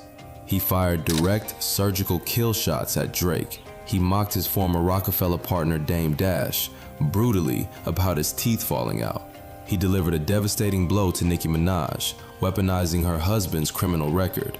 And he sent a direct warning shot to Kanye West for daring to speak on his family. All of us knew that this was coming. Yes. On the last episode, I told y'all on the last episode that Jay-Z was gonna respond You to did say Drake. that. I really told didn't y'all. believe you. I know, and I told y'all he too competitive. By systematically tearing down his biggest detractors on a festival stage, he sent a clear message. He is the untouchable apex predator of hip-hop. And he's not done. This was just a warm.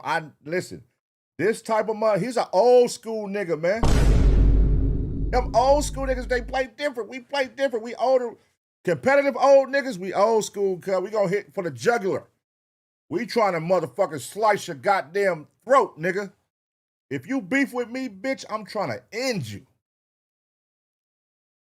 Y'all think this freestyle was it and he got pleasure in just that? Why y'all think the whole stigma around Hove and Rock Nation is, nigga, they control shit? The whole Tory Lanez, they're going to send him to jail. He's not going to.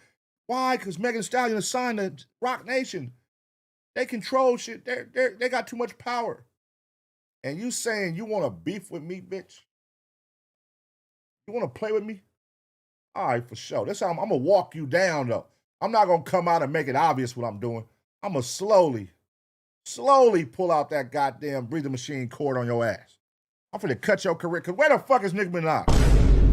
Where is Nicki Minaj? She has been the most vocal. And right now, when you think of Nicki, they done put it to where her whole stigma is she's a crazy woman. She's a crazy woman. She's on drugs. They done created this narrative now to where Nicki Minaj is on drugs. She only talk like that because she's high off cocaine. It's cocaine in her. That's her tweeting with cocaine. Y'all notice that? Y'all notice that? They control these narratives, bro. Hov and turned her into a dopehead. And then what did he talk about when he freestyled and mentioned her? Coke addiction.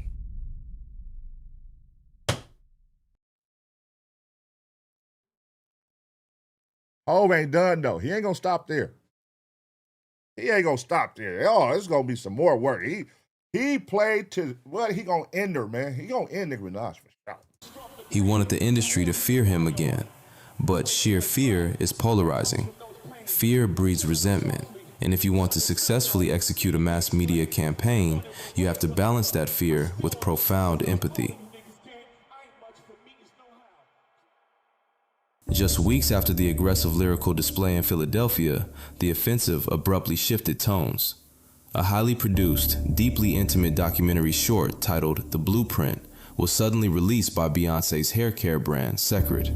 Narrated by Beyoncé herself, the film provided a manufactured, incredibly vulnerable look at the grueling, week-long process of combing out his 8-year-old locks. The narrative was meticulously crafted to pull your heartstrings. They claim the original hair journey was undertaken just to help his young daughter feel confident about her natural texture, and that the new afro was a loving tribute to his late father. Oh my God. These niggas are too good. Just really look at this. It's a rollout. All this shit is a rollout. The hair is a rollout. It's a rollout for my hair product. This nigga is a walking business, y'all. He said it before. I'm not a businessman. I'm a businessman. Everything I do is calculated. Every fucking thing I do is calculated. Everybody like, oh, he cut his hair. He cut his hair. Oh. Then come out, oh, this is why I did it. Let me play on your heartstrings to show my daughter to be proud of her culture. Be proud of her hair. And then also, I want to represent my father, rest in peace, and rock an afro, not Colin Kaepernick. Let me get in front of that narrative. This ain't Colin Kaepernick. Because I know they're going to say Colin Kaepernick. It's my father. When the fuck you ever talk about your father with an afro, nigga? We ain't never heard that yet. No, man. We ain't never heard you talk about your father with an afro ever, nigga. When? See, they be selling us shit.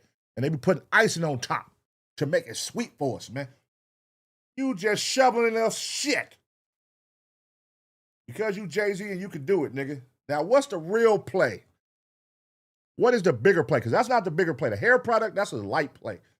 Where are you going with this? Because you got a lot of, all these fucking series coming out, these documentaries, 3 days in a row in New York, all this. What is the bigger scale here? What do you have coming, Hov? What do you have coming? What are you about to do? What is Jay-Z about to do next? He's about to do something major. This is a cold rollout for something major, man. Fear on the festival stage. Vulnerability and empathy in the family home. A sold-out summer stadium run celebrating a legendary discography. This is not the behavior of a retired musician putting out a project. So Jay-Z and Roc Nation, they're in line to help the Democrats take back government from Trump. You have to step back from the spectacle and ask yourself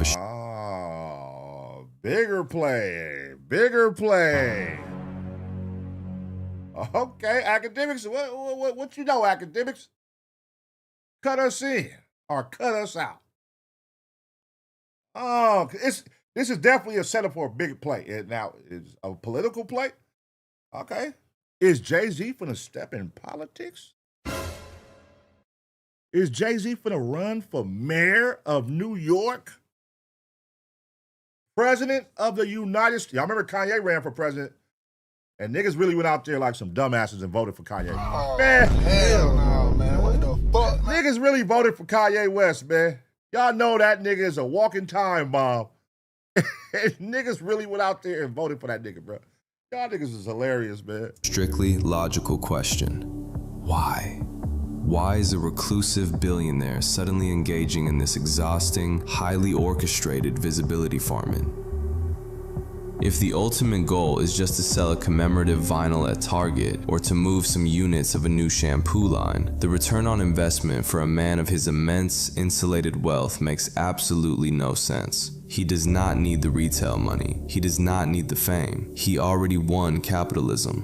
When a billionaire of this magnitude goes on the offensive and floods the media zone, it is never just for a victory lap. It is because a much larger, unseen entity is currently in play. So man, you know what was one thing I was gonna say? They keep their family intact.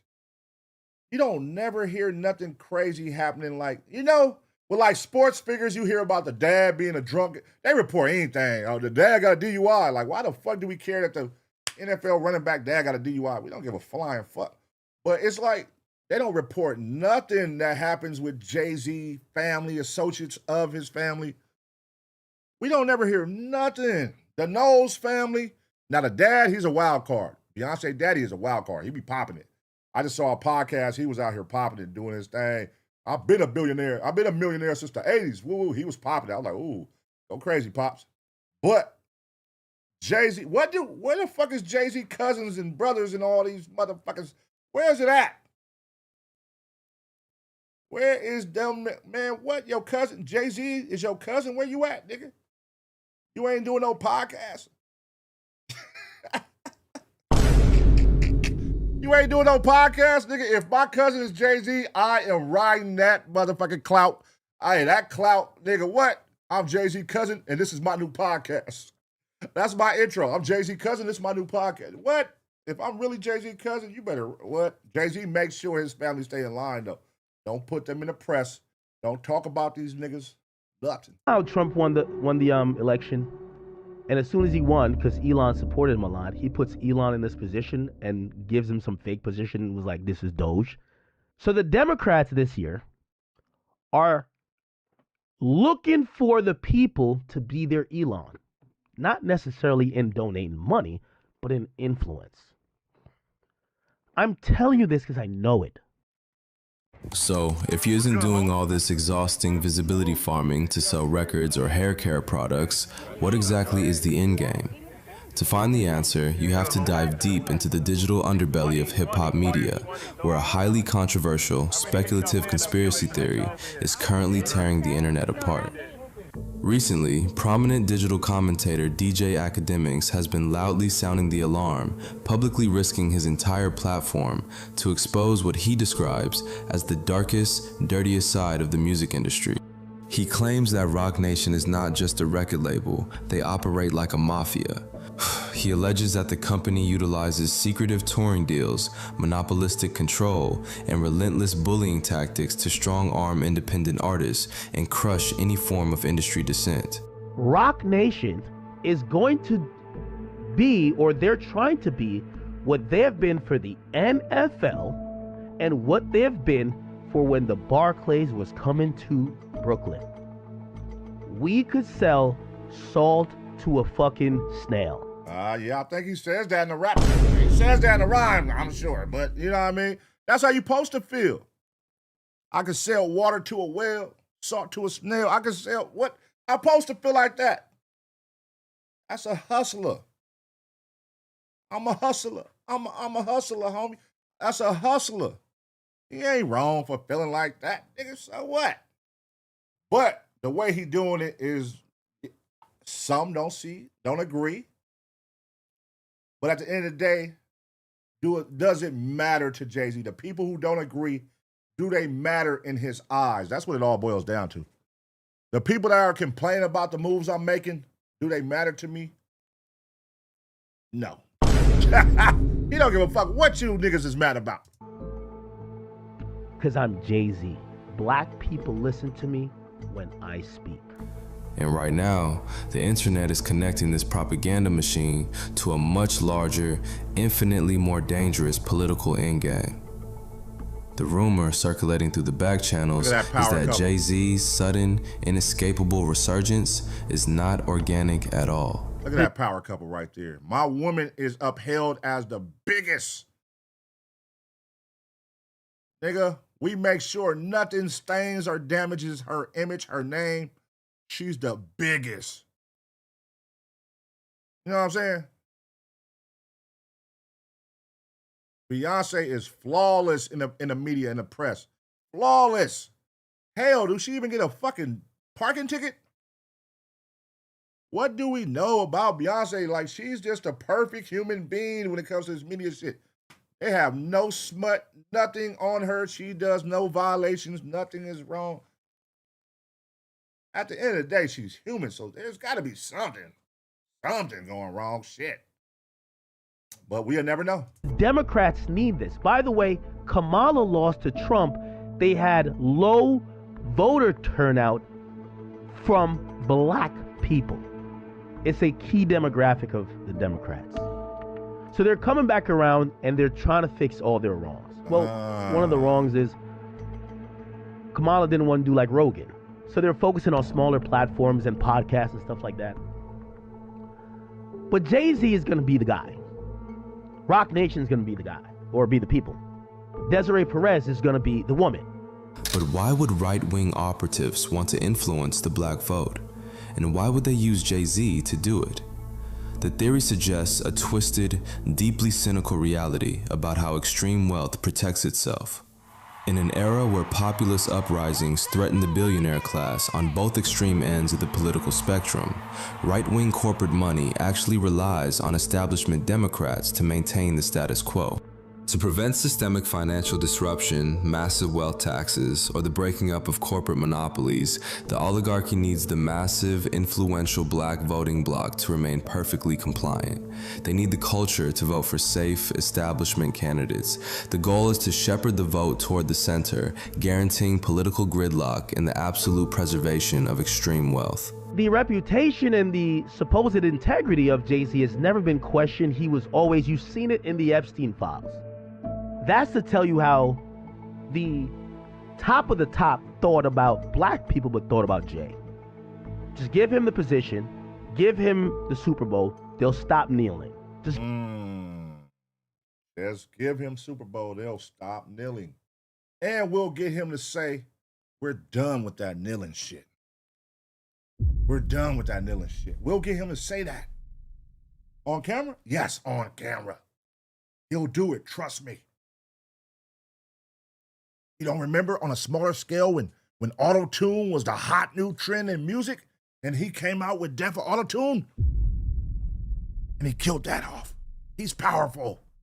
He has range. That's how these white motherfuckers be thinking, good.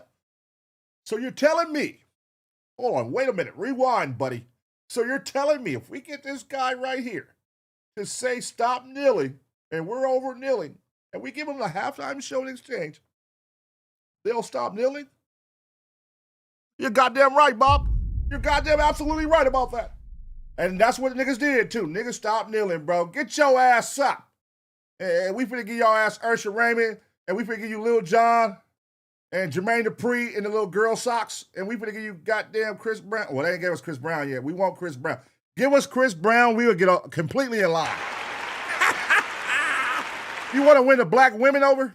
Put Chris Brown at the halftime show. They don't give a fuck. Hey, Jay-Z, when everybody start acting up and putting pressure on you, announce Chris Brown at the halftime show, brother.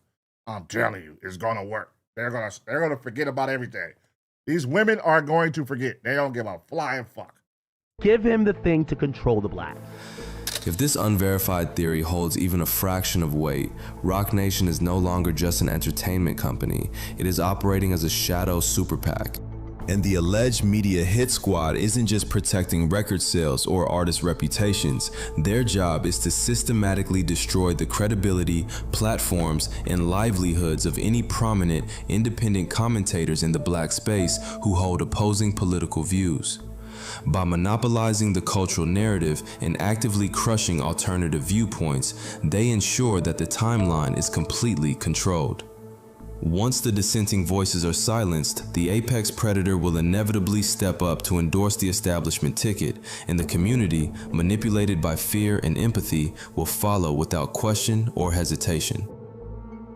But when you step back from the entertainment value, when you turn off the rumors, you are still left staring at a terrifying reality.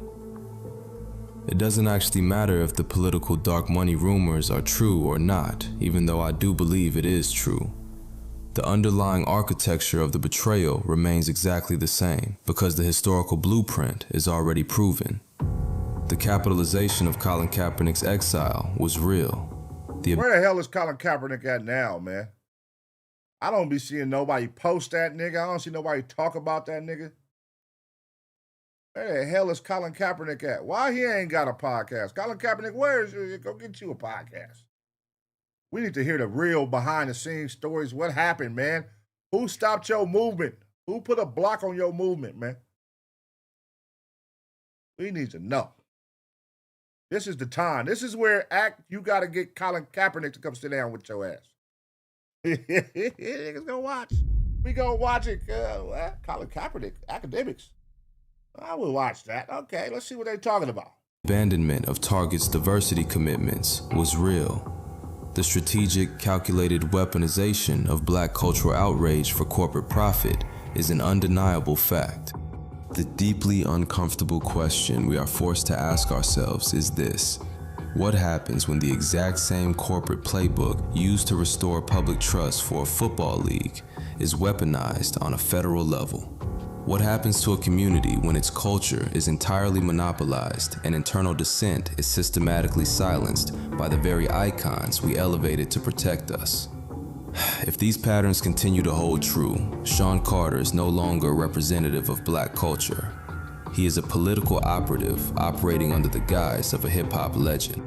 The culture itself is no longer a living, breathing expression of the people or a tool for liberation. It is merely a distressed asset. It is an asset to be leveraged, packaged, and sold to the highest corporate or political bidder the absolute second it serves a billionaire's portfolio. I mean, he's a brand. He's a brand. Jay-Z said, fuck what y'all talking about. You know what they always say, man, growing up and in business, you need to know your worth, man. Know your worth. Feel me? And Jay-Z is one of those motherfuckers who knows his worth. Now, who does it crush along the way to get that money? Does he give a fuck? No. Should he give a fuck? No. Like, what's going to happen? People has complained about all these moves Jay-Z has made. Has it stopped his money flow? Has it hurt him in any form or fashion? He just keep getting more money, more money, more money, more money. So that lets you know he got some pawns in place. But if you do try to come at the king, you got to come with your best. And it's not easy to get me. I'm going to make these moves. I don't give a fuck how y'all feel. And I'm going to continue to just ball. Like, that's all. Like, we don't have nothing bad to say about Jay-Z, like their lifestyle. We don't know that when that elevator shit happened, that was like one of the most shocking moments when it came to that little monopoly of a family they got over there. It was like, what the fuck? Oh, shit. Oh, Solange. Oh, Jay-Z she his. And ever since that, you haven't seen a fucking thing, bro. It's been so squeaky clean.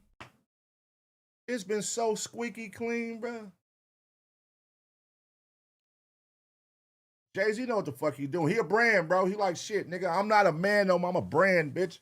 Y'all paying for the brand. When I come out here and make these moves, that's the brand. That's not Sean Carter. That's Hove, Rock Nation. I think he's just fully invested in that, man. And he does help those that are. It's like, okay, right now, if you get a position of power, are you going to help everybody? Or are you going to help the people that you love? I'm making sure with this power I got, I'm going to put my people in position. The people I fuck with, though, not the people I don't fuck with. And I think you feel the same way. So, hey, look, Colin Kaepernick, I was probably fucking with you, but you on some other shit, nigga. You hold on. I got them to the point where this is going to make sense for everybody, but you still on some super power, black power, super. Listen, I can't do all that, nigga. I'm finna grab this bag, and I'm finna make sure that my people is straight. You know what I'm saying? I'm finna make sure that these people get acts that I fuck with. They finna get a halftime show. West Coast, y'all got Super Bowl? I'm gonna give y'all Dr. Dre and Snoop Dogg. The Kendrick Lamar shit. Oh, yeah. Y'all know what that was. That was a snap. Hey, fuck Drake. Fuck all that. Look at that narrative came out. Lil Wayne. They had Lil Wayne come out and say he was hurt. I was like, oh come on. Hell no, man. What the fuck, man? Lil Wayne, you came out and said you was hurt. They didn't pick you. That was some hoe shit. Lil Wayne, not you, brother. But, you know, Jay-Z, man, powerful motherfuckers. Will the reign continue? I think so. I think this is a build-up for something way bigger than we can expect or predict right now. Because it's like, what is this building up to? It's building up to something. Every time he do something, it leads to something big. So what are you up to, Hov? What is finna come from this? Stay tuned and find out, man. I'm gonna give y'all 2 seconds to smash a like. And as always, get ready for the next reaction.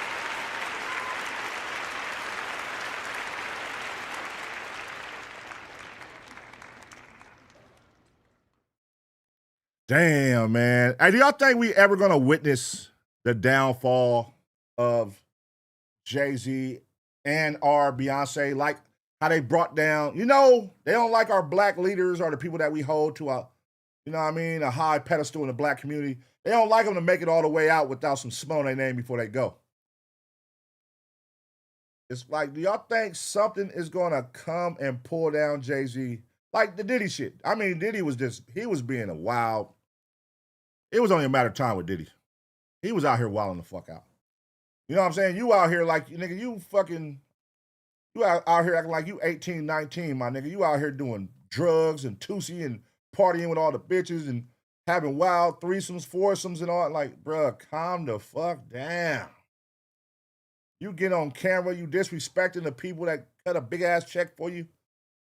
You doing too much. They had to teach you a lesson. They sent your ass to the slammer. Nobody thought we would ever see Puff Daddy, a.k.a. Diddy, in jail. Who thought that? Who thought that? And it's like right now, if you would say, imagine somebody told you, hey, in 10 years, Jay-Z will be in jail. You would be like, hell no, man, what? Never. In 10 years, Jay-Z is going down, he'll be in jail. No, he won't. That'll never happen to Jay-Z. What if? What if? What if? Right now, he seems untouchable, though. I ain't gonna lie. He seems untouchable. But shout out to Hov, man. Shout out to all these motherfuckers. Do I give a fuck? I'm just making content, motherfucker. I don't give a flying fuck. Fuck these niggas, man. Content over everything, man. I'm gonna get my content out of these niggas. Shout out to them, man. All right, let's see what's going on right here. Dave East confronts Fabolous for being scared. Ooh, and distancing himself from them in public. That's kind of, huh? Now, let's watch it. What? You mad I don't want to hang out with you in public? That's some hoe shit. That's some hoe shit. You mad? Maybe this is clickbait. Maybe this is a clickbait title. Let's watch. YouTube. Chicks. Get ready. You know what to do, chicks. I find him. You know, I like Chick Smooth. Chick Smooth is somebody I really enjoy listening to on YouTube because Chick just got an intellectual curiosity about things. All right, let's see. All right, y'all. Boom, boom, boom. All right, y'all. We back with another reaction right here on ABP Reactions. And right now, Dave East is calling out Fabolous for not being a homie in public and not wanting to hang out with him, man, and calling him scared. Let's find out what's going on. Hey man, sometimes you gotta know the right settings for the right people. Just because we work together doesn't mean you gotta be with me everywhere. Now, shout out to the Let's Rap About It podcast. Shout out to my guy Mano. It looks like there might be a little bit of drama between Dave East and Fabolous. Either that or these guys are cooking up the best storyline ever. Now, fans have started to notice a little bit of tension and also hostility between Fabolous and Dave East. 4 months ago, when Dave East got accused of being a scammer, after breaking it down and explaining it to the podcast, Fab doubled down and said, nah, nigga, you're lying. In my heart, like, damn, I did that. Then I might consciously be trying to clear my name. But if I know A motherfucker is just trying to create something, go ahead, run with that. Because the narrative, like I'm gonna waste time trying to clear that because you got motherfuckers that's gonna believe it regardless. Right, the lie is more exciting. Even if I show the proof, like, look, 100%. this nigga took the money. If I had actual proof of that transaction, you still got a group of people that's gonna believe. No, I think East did that. What do you think about that? Nah, I think East got the 30 ball. I think that whole story. You just said me and Copper was the cheapest niggas. I'd have been splurging. I had that 30. Nigga, after all that talking, y'all wouldn't have been listen. I listened to the whole you shit. spoke for 45 minutes. Yeah, it was too long. Hands you know, down, it niggas was be in them rooms talking too long. You're like, got yeah, it. that nigga did it. You did it. That's Brooklyn for you. Yeah, listen, you my man. I believe you though. He got that 30 ball. I got it. So you saying Dave got Yes, the 30? sir, Ski. So he was in on it, or he? I know who not to do no crimes with. It's a new FTD piece over there. You know it's so crazy because I So now fast forward to the BET Awards. Let's Rap About It podcast goes to the awards as a crew. Now, after sitting down all day together and doing interviews, when it came to the actual main show, everybody was together besides Fabolous. Now, I told you guys last week, Jim Jones got into it with a security guard at the That's why that nigga ain't moving with you niggas. Cause you niggas out here cooning, man. You out here, y'all come out here gang banging and want to be gangsters and Crips and Bloods and all that, and your entourages is out here reckless. That nigga Fabolous like, nigga, fuck all that. I'm trying to keep that squeaky clean, damn image, nigga. He ain't trying to associate no gang banging to his name when he come to LA. And I ain't mad at that. Like right now, when Fabolous comes to LA, we do not look at him like a Crip or a Blood. That is Fabolous. Fabolous could go over here and hang with the Mexicans. He could go over here and do shows with these people. Nobody feels offended by Fabolous, bro. Now, Dave East comes to the West Coast. We know he's a Crip. His entourage is going to be Crips. Jim Jones come, he's a Blood. His entourage is going to be Bloods. Like, you know what I'm saying? Fabolous like, look, I don't want that on my name, nigga. Fuck all that. I'm saying it without saying it. He's saying it without saying, look, we can do the podcast, but it's certain rooms everybody can't go. It's certain niggas that's probably in your entourage that you're going to probably bring if you come. I can't invite you because we don't need him coming. It be like that, man. If you do business, you know that, man. Stop acting like that. show. From what it looked like, security was trying to get Jim Jones to move seats. And this was all happening while Max B was performing. While Mano and Jim Jones explained the story, Dave East took time out to call out Fabolous for basically being missing in action. He asked him, brother, I didn't see you sitting with us at the show. Are we too gangster for you? Let's give him context. Me and Jim, I'm sitting in 311, Cabo sitting in 310. He asked about a 317, He some shit like asking that. about somewhere else that we wasn't even sitting in. And Capo like, man, get the fuck away from me. Get the fuck away from me. He said, get the fuck out my face. Can't see your tickets, Get sir. from behind Get us. the fuck away from me. Conspiracy theory, what's going on? Like, why you standing behind us? To my man, I'm word. like, yo, we ain't gonna do it like that. What's the problem, sir?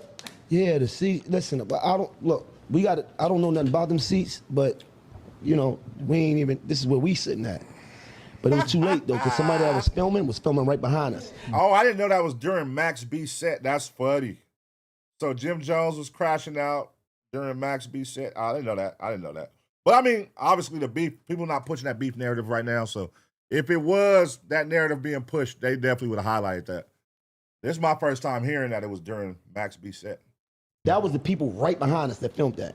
They caught so a good quick one. though, bro. Like, quick. How you even know a nigga Fast. about to say what he about to say? They probably It's seen the it coming, same like, oh. It was the first get the fuck Soon as they seen the security coming up on Soon as y'all, you it get was close like- to Jim, like, yeah, the security must have fought. He must have bumped his head. Get this. So they wasn't, because I see a lot of stories My about. thing was why the black security sent him over there. I was like, it was like. I think that they thought that maybe we was the faces that they knew, and maybe they thought that everybody in the row was with us. So the thing was like, yo, it wasn't about them trying to move you. It wasn't about them trying to get you out your seat.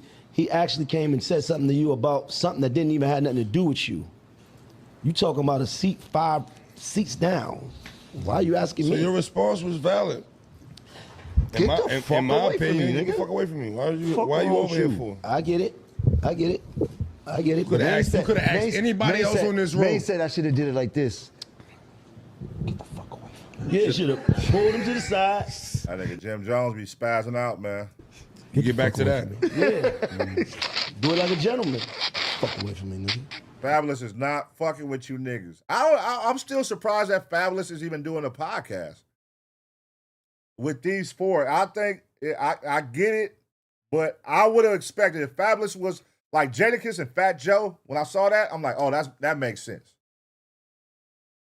But when Fabolous sat down, I think when we first seen it, we all was like, wait, even though they homies, but wait a minute. This don't look right. Not for Fabolous. But, I mean, hey, let me know what y'all think, man. How did it pan out? Now that we beyond the initial announcement of them being a podcast, and we are, what, years in? Or how long has it been? A year and some change? How y'all feel about their podcast, man? Let's talk about it. Let's rap about it, my bad. Let's rap about it. How y'all feel about it? I don't feel like I get a lot of clips. I don't be seeing a lot of clips from their podcast on shit. They need to get them a clipper. Right? I don't be seeing a lot of shit from Let's Rap About It at all. I see hella shit with Joe and Jada. I don't never see. I mean, yeah, I don't know. I don't know what's going on with that shit. Yeah, like I thought I did it like a gentleman. I thought it was real gentleman. That wasn't gentlemanly. This is the same thing. You don't have the skill. It's the same. It's a skill set. It's a skill set. That was a gentleman. For me, that was very gentleman-like. I agree. You did well. That was well? That was well. I think I handled that situation. That was very loud. How? It wasn't loud. He enunciated his words so well that everybody is able to read him. Yeah, but nobody heard us because there was music going on. That's like when the music up in the car and you got to speak a little louder for niggas to hear you. That's all that was. It was. Hey, who would y'all rather see? All right, again, Joe and Jada, amazing. Fat Joe is one of the most funniest niggas to me. Like that nigga content, because that nigga just be capping and how he take over. He like AD on like a larger scale. Like that nigga be just taking over people's stories, talking about himself. And then you don't know if he lying, you don't know if he telling the truth. It's funny as fuck. It's like AD can't help it, Fat Joe can't help it. You know what I'm saying? They can't help it. They can't help but talk about themselves and gloat. They gloat. But who would you like to see? Let's say if you could put together a podcast with Fabolous, him and who, whether it be one artist, two artists, who would you rather see Fabolous sit with than sit with these three right here? If it was up to you. Loud in there. It wasn't like it was quiet in the spot and I said that. It was loud in there. No, you was loud. It was loud in there. It was loud in there. You was standing right next to him. I heard it all the way from down there. Where you was at? You was next to me. Fucking me, you heard it from down there. You right here. Listen, all I'm saying is, look, what I told you after that. Then I said, I calmed them down. I said 2 words, nigga. Brand safe. Repeat it. Brand safe. Brand safe, nigga. Let's get to the money, man. Mm-hmm. Come on, man. What the fuck me telling them get the fuck away from me got to do with getting the money? Because what happens is that it gives the idea of what? You can't have these niggas nowhere. These niggas sound like some old crash outs, cuz. That's what they sound like right now. Brand safe. I tell you, brand safe. These niggas are some old crash outs, cuz. That's not what we doing. They don't give that idea. It can. It didn't give that idea. I'm not saying it did. I'm saying it can. But we didn't get there yet. We're not going to get there. So then what we talking about? Prevention is better than cure. That's what we're talking about. There's nothing to prevent if we Can didn't I get ask there. a question? What's that now? Where was Spears at? I was on the other side. He was backstage. I feel like he be picking and choosing little moments to dip off from the Let's Rap About It. He had his seats though. I wanted to speak on this. I said, That nigga said I was on the other side. Fuck what you niggas talking about. Y'all niggas made the headlines for looking goofy, looking like some crash outs at the awards show. This beautiful, amazing awards show. I'm not gonna have me in the headlines looking stupid, arguing with a security guard. Nigga, I'm Fabolous. Nigga, fuck what y'all talking about. People respect me. Camera seats. I'm gonna wait till we all put together. Us in the Bama seats. They had to ask this in the nigga. camera I feel like seats. he think we a little too. We might. Oh shit. we might bug out or something might go left, and he want to hear about it. BET assigned them seats. I didn't pick the BET seats. separated us. That's what BET did? Yeah, they must have didn't want me to be in the. Like, JB, I might have asked you 4 times. Where's Spiz? When I asked where Donna was at, and when I asked where Donna is at, I know she's with Fab somewhere. Now, even though I do think it's strange that BET would not put him with the rest of his crew members. That's cap. That's so cap, nigga. Nigga, that's definitely a special request, nigga. That nigga manager for show, nigga, shout out Fendi. Fendi for show tapped in, nigga. Hey, separate me from these niggas. Put us on the other side. These niggas is crash outs. Put us on the other shit. And we gonna say y'all switched it. Because think about it. If we're bringing y'all on, we got y'all doing a radio media room as a podcast. Let's rap about it. We promoting y'all. Y'all at the basketball game, the BT basketball game as a podcast together. And it was the day of the show. One person for the podcast is all of a sudden separated. Make that make sense, man. Make that. That's a special request right there. Hey, put me on the other side. Don't put me by these niggas. Man, put me on just in case. Just in case, because these niggas are crash outs. You see what Mano over here talking about brand friendly when we in public. Brand friendly. Like, you got to remind this nigga at 50 years old to be brand friendly is crazy. 50 years old and we still talking about be brand friendly? Like, niggas. Y'all niggas is crazy. Fabolous ain't dealing with that shit. But I gotta believe Fabolous. I don't think he went to BET and said, yo, you see those 3 guys right there? Those hoodlums? Put me in a whole different section, a whole different aisle away from them. To me personally, this is just a case of BET looking at Fabolous as somebody who's a platinum selling artist, somebody who's on a whole different level celebrity-wise. So it looked like they just treated him accordingly. Personally, I don't think Fab is going out of his way to avoid being seen with these guys in public. And listen, man, if we just spent all day together doing interviews, hanging out, drinking, eating, dog, I think I should be okay if I'm away from you guys for at least 2 hours. I don't think Fabolous said, yo, Max B is going to be at this show, so let me not be near you guys because shit might go down. But man, we not a fucking boy group, nigga. If I don't want to sit by y'all, I'm a grown-ass man. I don't want to sit by y'all. Goddamn, it's no disrespect, but, nigga, goddamn, we not a boy group. You know what I'm saying? Shit, nigga, I can sit where I want to sit. Y'all still my dogs? Well, I just want to sit over here, nigga. I want to chill over here. Let you guys get in the comments below. What do you guys make of Dave East confronting Fabolous? Do you guys make anything of this situation? Do you guys think it was odd? Let's go, man. All right. That's all content right there. That's all content. It sounds like Davies. Yeah, you know it'd be truth behind every little joke. He probably was serious with the joke, but at the same time, I don't think he's really mad about it. But it is something to call out. Like, why your ass sitting way over there, man? You scared, nigga? But I don't think he's mad to where, you know, it's a beef on the rise between them two over that.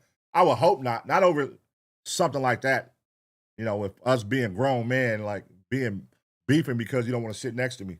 That's kind of crazy. So, content over everything, man. COE, that's all this is right here, man. But let me know what y'all think about this situation. Should Fabolous have to sit with the rest of these niggas when they go out to award events and places like that? Should we have to sit next to each other? Or is it a problem if I don't want to sit next to y'all and I just want to be over here, ducked off? You know what I'm saying? Let me know what y'all think in the comment section. I'm going to give you 2 seconds to smash a like. And as always, get ready for the next reaction.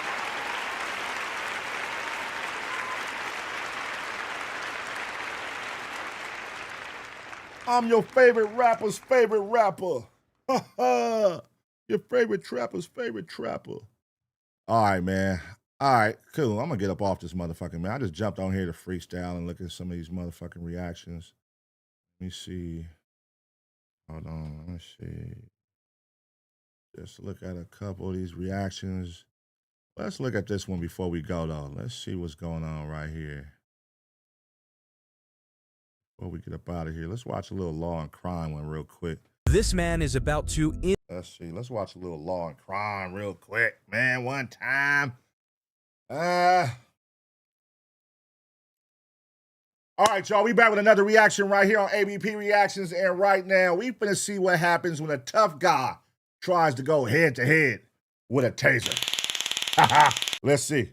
This man is about to instantly regret grabbing a Florida cop's taser. Don't fucking touch me. Stop resisting, motherfucker! He's got my taser! It's 6 a.m. when officers respond to a family dispute. A homeowner wants a relative removed after a long night of arguing, but when police wake the man inside, everything spirals out of control. You know, thing like this. I mean, it's one thing that, you know, we help you, we're supporting you, but in my own house, you're trying to be physical with me, and then, you know, calling me name, you know, thing like this. So what do you want us, what would you like to see happen today? You want that nigga out of his house. I just want you, you know, just maybe give him a warning or give him a restriction, because, or maybe I have to file a restriction so he won't come back here. But I want him to know, you know, he's not supposed to come back here. Okay. If he come back, he's gonna get arrested. You want to trespass? Yeah, get his ass up out of here. We gonna trespass, nigga. You come back, bitch. We arresting you, motherfucker. Okay, so we can issue him a trespass warning, but once we do that and it's on paper, he can't come back. So if you need to give him money and stuff, you can't. You know what I'm saying? He can't come back here. Yes. Okay. Yeah.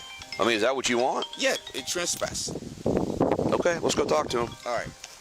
Let's go. Do you mind? Let's go through the house. I don't want to walk up on the back porch on him. Police is here. How old is he? He's 27. Jesus Christ. There he is. You can't even get in your own house?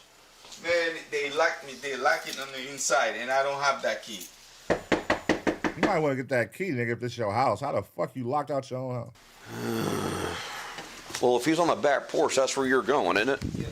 Well, let's just do that, I guess. This is a setup. Just turn the light on for me if you can. Oh, he got that nigga sleeping on the goddamn patio.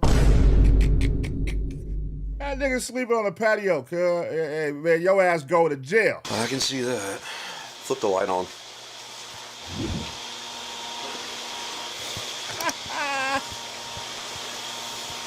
Wake up, Boda. Hey, get up, man. Wake up, man. Sheriff's office. Get up, bro. No, sheriff's office. Do what? Where's the light on me? So I can see. Oh, hey, dog. Nothing wrong. There's lights, bro. Who the f is that? Call the sheriff's office. This is a cold way to wake somebody up. Hey, to wake somebody up like this, you know niggas be in them deep-ass sleeps. And then, nigga, somebody just shake my leg. I look up, it's a bright-ass light on me. And, you know, sometimes you be out of it when you waking up. It take about a minute sometimes to register what's going on. Like, he like, what the fuck? Who is this? For what? You're getting trespassed from this place. Trespass? Yeah, where's your ID at, dude? My address is...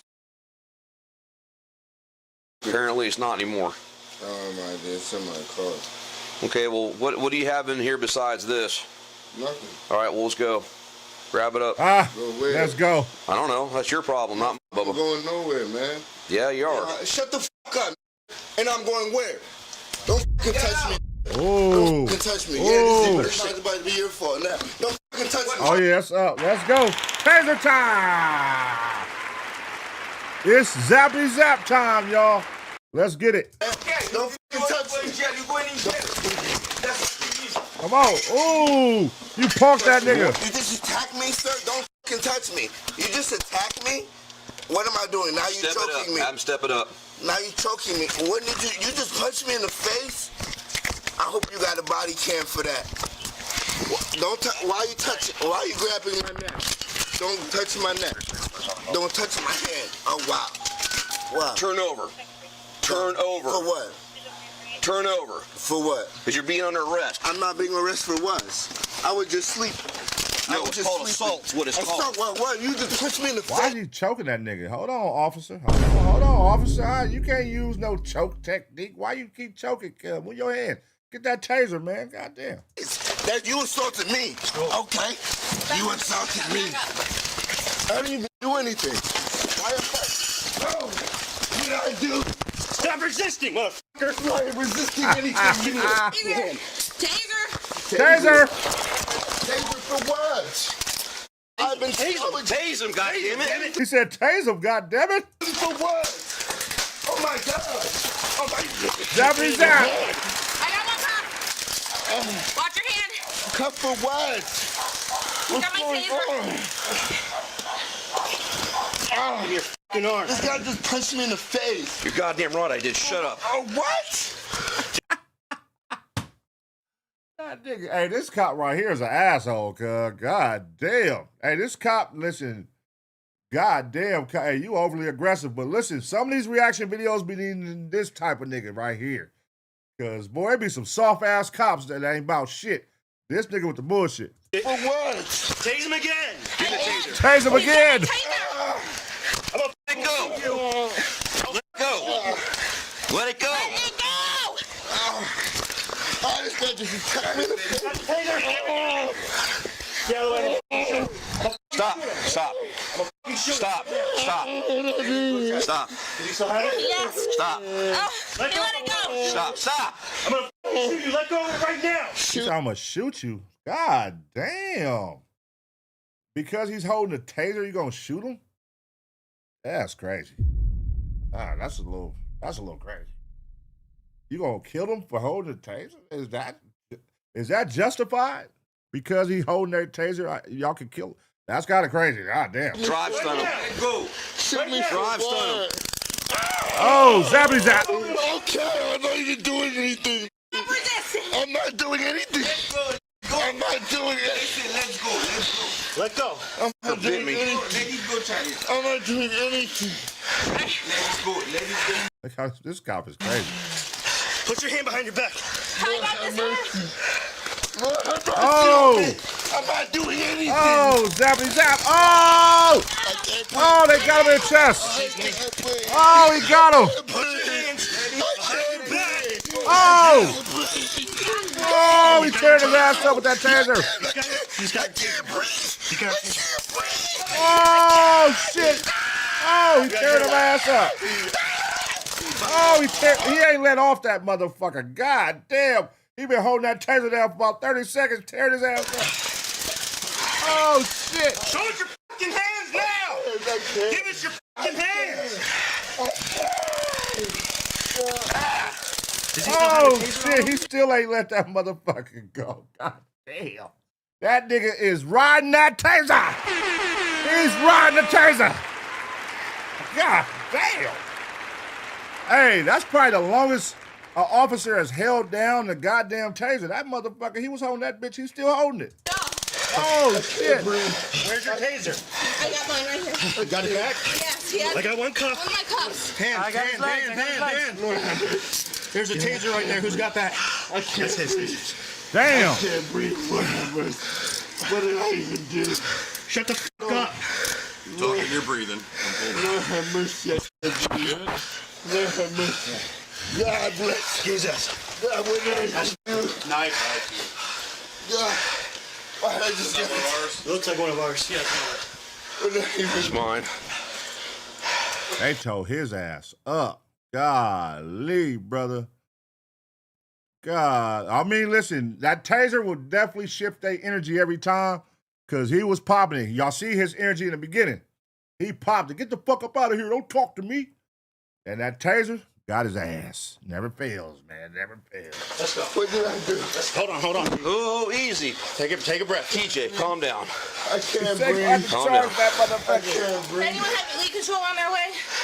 236-273. I can't breathe. This guy just punched me in the face. He said that nigga gonna need to charge that motherfucker. He gonna need to charge that taser. That battery is drained, bro. That nigga held that motherfucker down for a long ass time. God damn, I'm getting this pros out. And tase me. I can't breathe, sir. I can't breathe. You bit me. God damn I it. can't breathe. Please, somebody call the police. Scene secure. Call We are the the ambulance, please. Please call the police. All right, step him up. Let's get him going.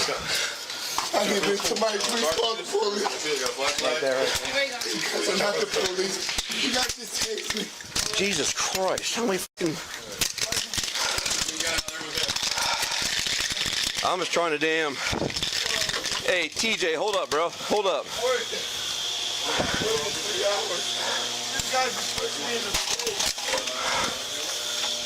That nigga got so many Taser goddamn prongs in him. Golly. Just hang on, dude, because we're like towing. All right, we're good. Damn it. Which car? Put him in mine. I don't care, whoever's. No, don't put me in this guy's car. Don't put me in this guy's car. All right, see, brother. You bet. This where you fucking up at. You see they Taser happy. You know what I'm saying? They Taser happy. You might want to calm down, brother. They about to let you ride that Taser, bro. You just attacked me, man. Please don't, man. No. You don't have a choice. Don't just attack me, please. Stop. This guy attacked me and put me in the face. Open your door. Please. No. Let me go with you guys. Let me go with you. This man just attacked me in the face, please. Get in the car. What did I do to you people? What did I do to you people? He's getting ready to attack him. You okay? Yeah, I'm fine, sir. I thought. Look at Big Tigger. Big Tigger done got the nigga kicked out the house, man. God damn it, Big Tigger. He's gonna go after you.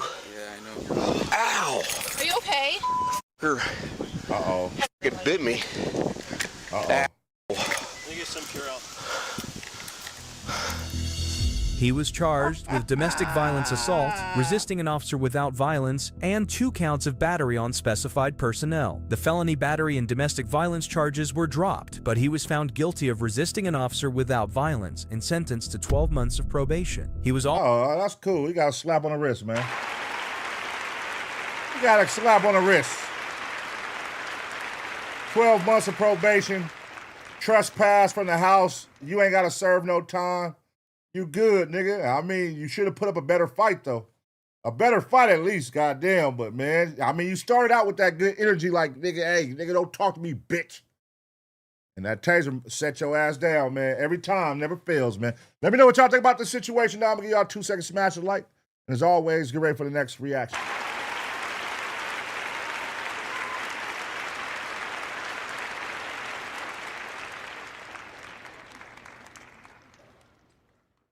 All right, y'all. Let's see, man. Was it let me see something real quick.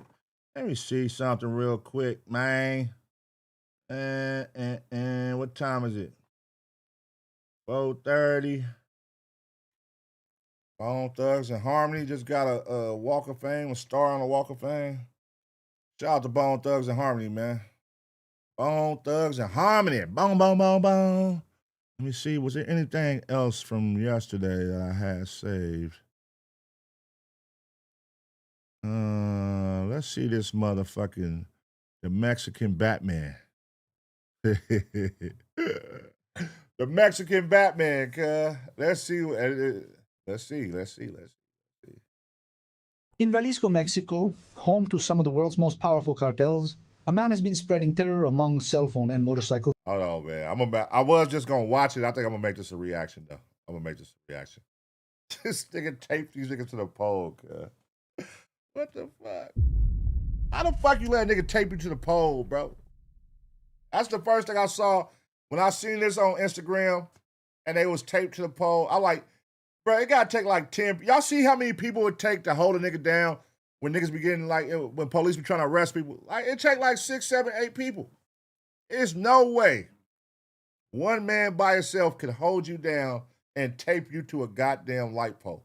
That don't even make sense. It gotta be like hella people doing this shit. All right, but let's watch though.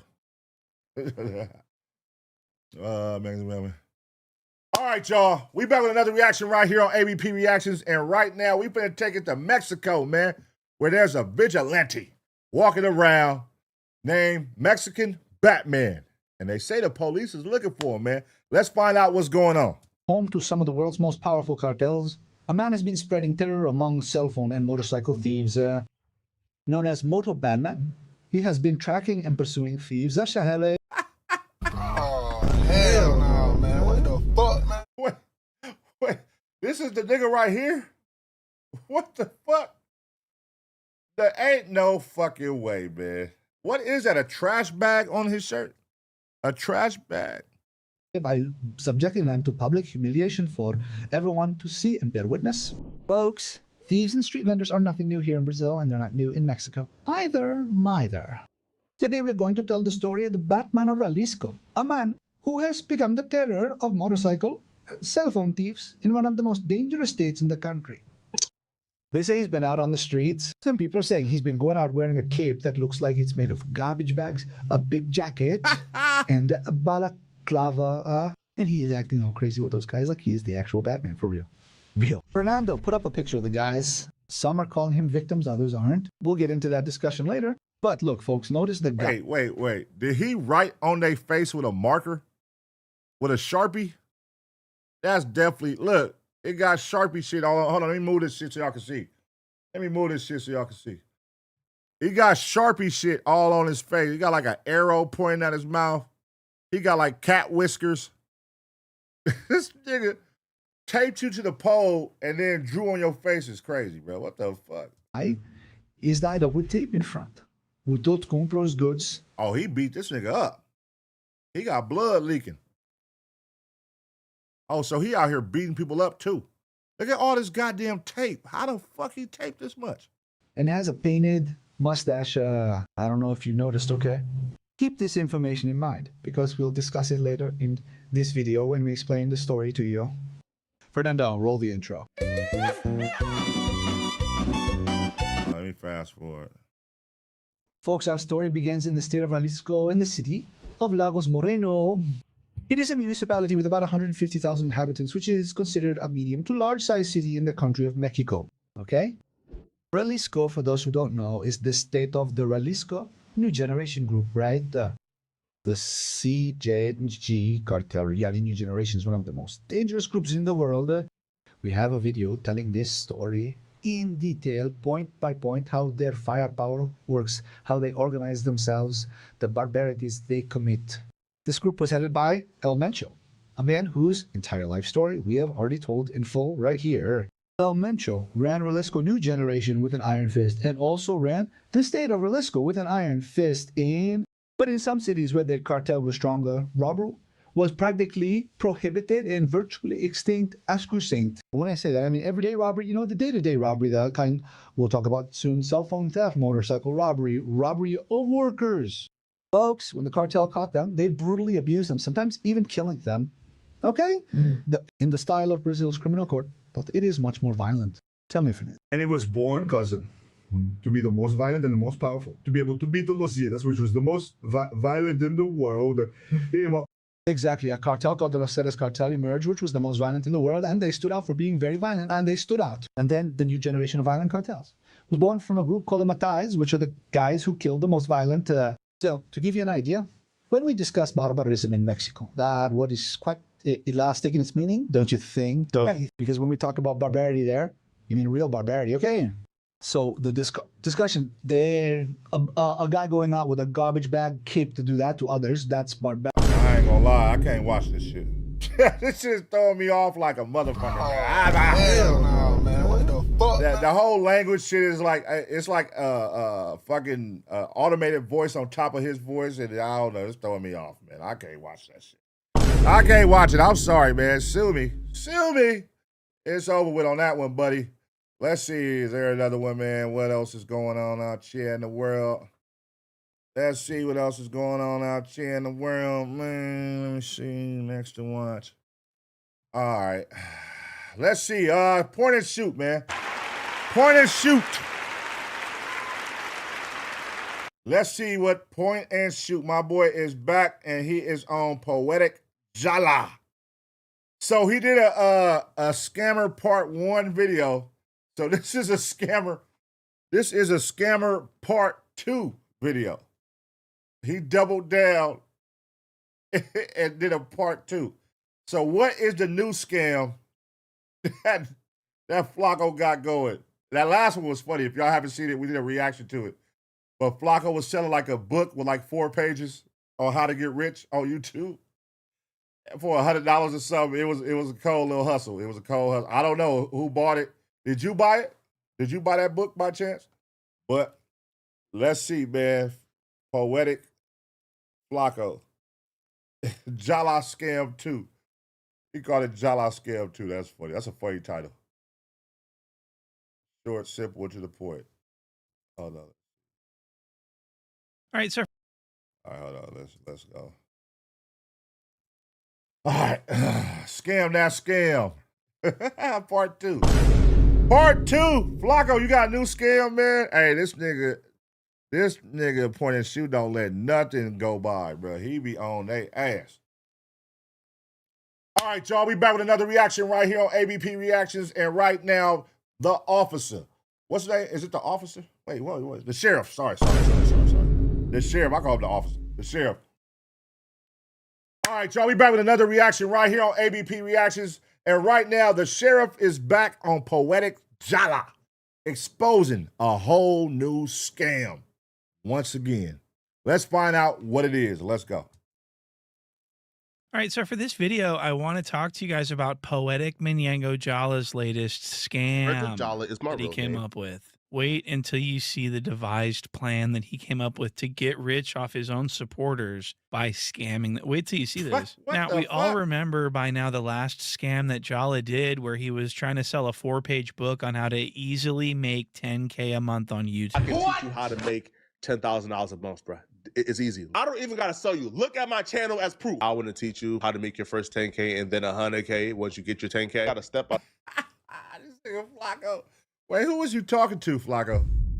Just any regular person off the streets? You can make him get $100,000 that easy? That ain't easy, brother.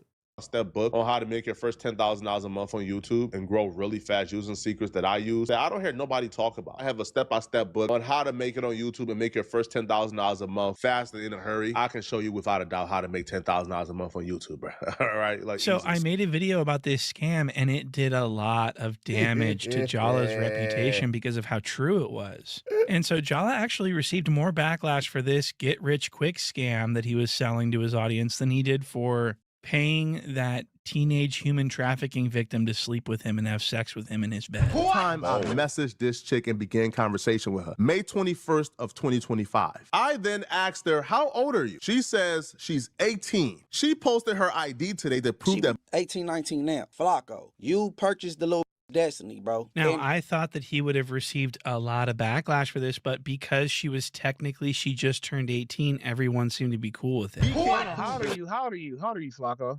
Me? Now? Right? Yeah. Right? And like a what? Nigga, how old are you? What the fuck is he talking about? I'm 28 right now. Yes, bro, I'm 28 right now. In 2025, 26, Hold 27. on. Run that back. Now, right? Yeah. Right? And I'm 28 right now. Yes, bro, I'm 28 right now. In 2025, 26, 27, 26, 1 on 27. This was May, so I was 27, right? All right, Yeah. he was 27 years old. All right, so Yeah. look, Jack, she's fresh out of 17. She just hit 18. She was 18 and 6 months. She was 18. She was 18 and 6 months is a crazy response. She wasn't 18. She was 18 and 6 months. That is crazy. Like she a toddler. That's some shit. When you say shit like that, that's like, my child is 13 months. My child, who the hell is called 18 and 6 months is crazy. For 6 months. Yeah. All right. So she still fresh out of school. Let me ask Jack this though. Yeah. She fresh off the birthday. She 18. Yeah. You know what I mean? Mm-hmm. You 28 years old. You know, like, man, she 18. Are you fucking with her? Yes or no? Because it's still kind of like she ain't underage. I ain't trying to put that on you. But you still freaky. I'm trying to put the freaky. You listen, still though. freaky. Right, That's though? all I'm trying to tell you. Wait, is this the girl not just fucking her? Is this the girl that was a prostitute?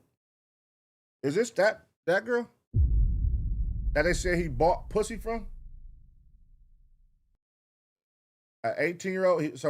She turned 18 and he bought pussy from. That's crazy. Buying pussy from an 18-year-old. That is a crazy. If this is the girl that was selling pussy at 18 and you bought an 18-year-old pussy, is crazy. Freaky. You want to say that, though? Yeah, you're a freaky listen up, bro. nigga. Hey, listen You're a up, bro. freaky nigga. Hey, Finn, wait, listen though, bro. Right, Finn, listen though, bro.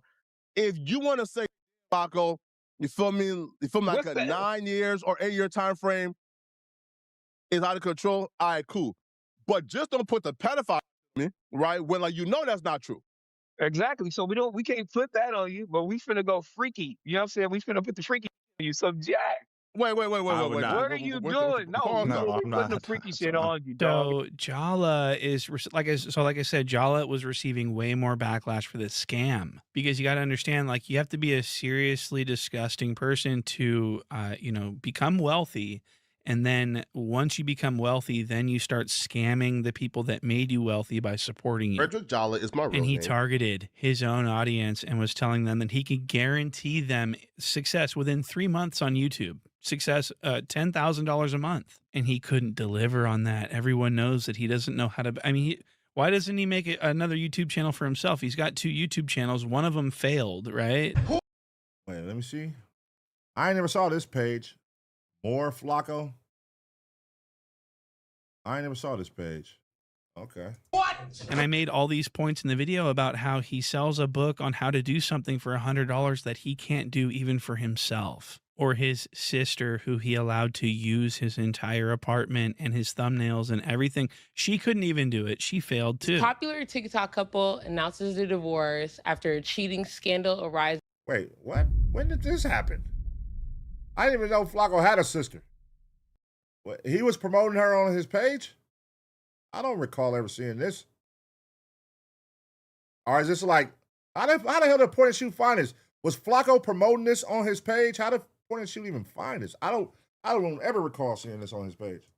And somehow everybody is on the cheater side. So she quit YouTube because it wasn't paying any money at all. So not only was she not getting rich like Jallah guaranteed that he knew how to do, she wasn't making a fucking wooden nickel off this shit. So she had to just quit. And so people were mad about this. Okay, this was not something that, I mean, people held him to the fire over this. And the No Jumper Reddit, this was what the straw that may have broke the camel's back with this Jallah, because they hate him now. The No Jumper audience hates this Jallah, although they've always hated him, if that makes any sense. It's me.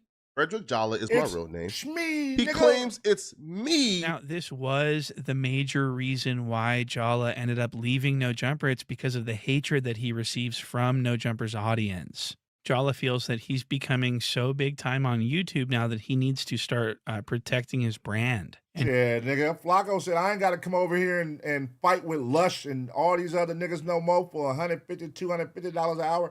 Nigga, $250 an episode, $150. Nigga, I'm making all this bread right now. He's out of there.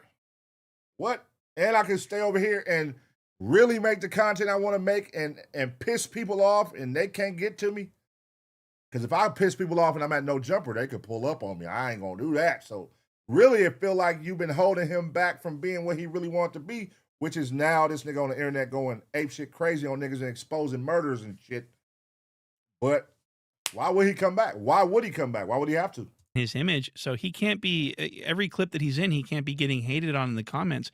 So do you know what he did? Do you know what Jallah did? He left No Jumper and went over to Figmunity World and started a show with T-Rell on Back on Fig. Hold on, wait, wrong button. He said went to Figmunity World. No. He didn't go to Figmunity World. He went to T-Rell Back on Fig.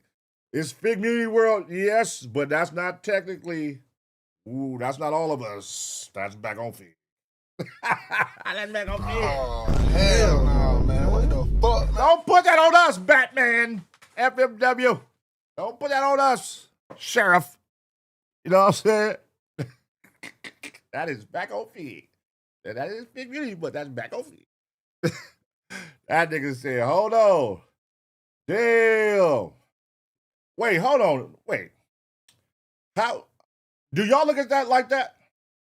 For those of y'all who tune in to all the FMW shit and y'all big FMW Taser gang, Ace Pit, y'all look at Jallah as now in the Figmunity world? I don't think so. I don't think y'all look at it like that. He's now he's the Figmunity world? No, I don't think so. Changed audiences. He changed audiences because he thought that he was going to go to Figmunity World and everyone was going to love him over there. The audience was just going to cheer him on. And they did not cheer him on. They hate him over there too. Like, right? Like when I'm FMW fan base, we don't look at Jallah like he crossed over to our fan base. I don't look like he crossed over to our fan. I think he's just doing his own thing, and he did a show with T-Rell. I think that's how people look at it. Like he's over there and doing his thing with T-Rell. I think people still look at him as no jumper.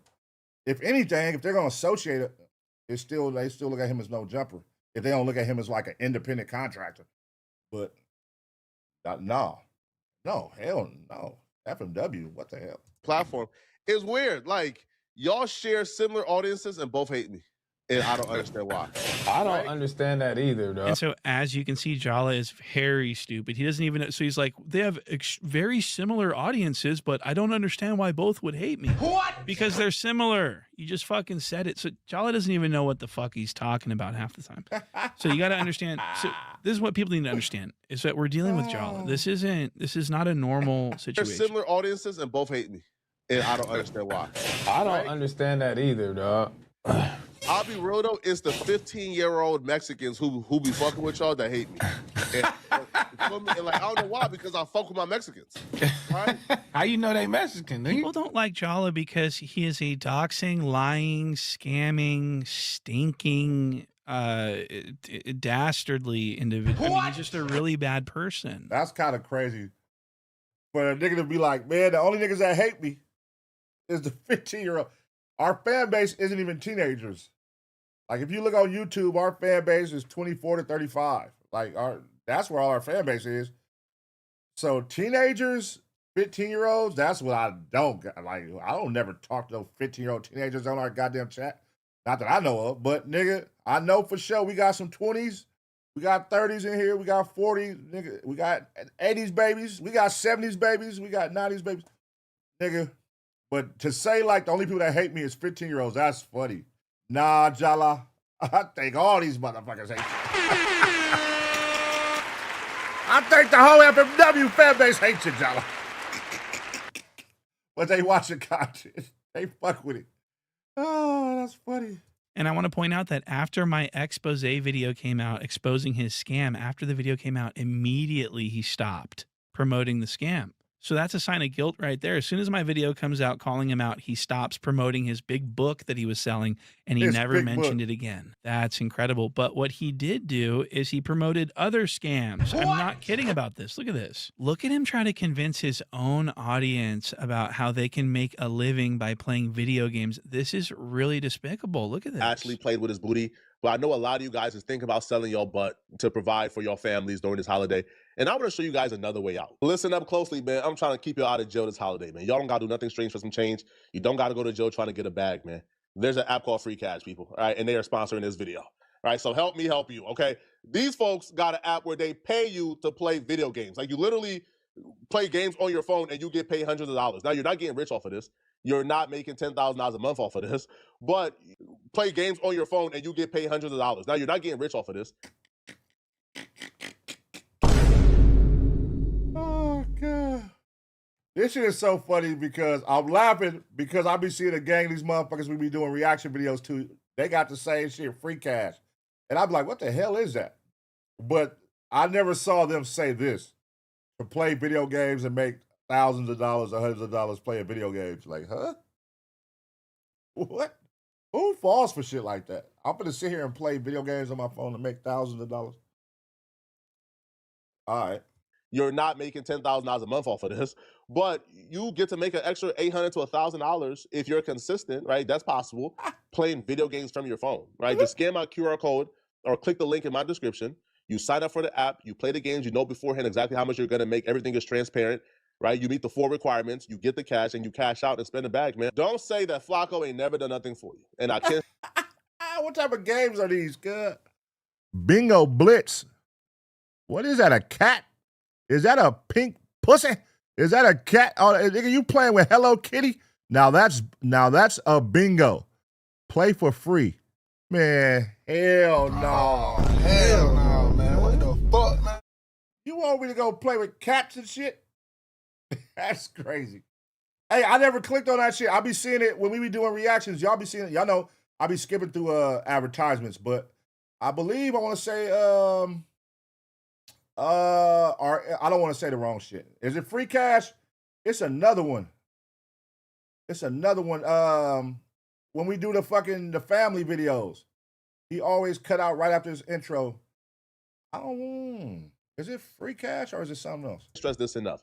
It's free. It's not pay to win. It's not pay to win something. It's not gambling. It's a free app. So this is kind of why everyone hates this Jallah. So Jallah he packed up his belongings, moved over to the Back on Fig side of things, the Fig Community World side, tried to start over new with a fresh audience, but they hate him over there too. So do you know what he did? He decided to run another scam. What? Before we get this video started, if you want to learn how I made $142,000 from YouTube this month, join my community by clicking a link in the description. That's where I give you guys all the tools to grow on YouTube and make money, as well as offer you guys the opportunity to make videos with me, to do joint videos, joint reactions that get posted on both our channels. I also promote your videos on my social media pages.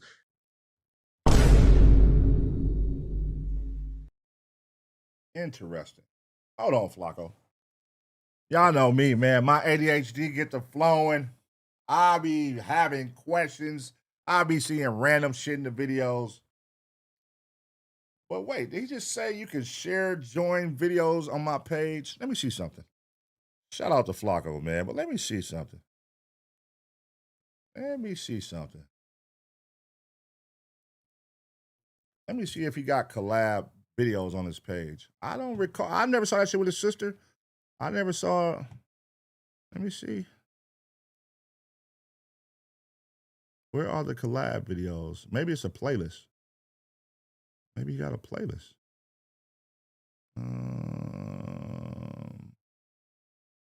Munchie B, Drake Her Loss, Hip Hop Stories, Breakdown of Murder Case, Stupid Criminals, Daily News, Viral Clips. I'm trying to see if he got a playlist with like collab videos with people he helping out. I don't see nothing though. I ain't never saw a collab like a. Huh? Oh, let me go to collabs. Let me go to collabs. Let me see something. Where's your collabs at? Oh, here we go, right here. Let's see collaboration. Let me see collaborations. You got 53 collaborations. Let me see. Is there one with somebody new? Okay, here goes. Let's see, Back on Fig, The 100 Show, Poetik, Flakko, and Sporty Face. Let me see. It's Sporty. Okay, Sporty Face is on this one, but that don't necessarily count, huh? Somebody new. Let's see. Poetik, Flakko, and Mac. Oh, he did one with bro, the reaction nigga Mac Moolah.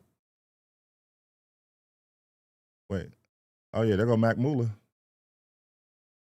When the feds start talking, when they start saying stuff that sound like a fact. I didn't know he did a collab with Mac Moolah. He did a collab with Mac Moolah. There go Mac Moolah. Let me see. I'm trying to see if it's somebody that's not like popular though. He did a collab with Olay and Friends. Who is this? Oh, this is something totally different. Okay, this is something totally different. Hold on, let me see, bro. Let me see. King Jallah, no. Oh, Meezy, let me see.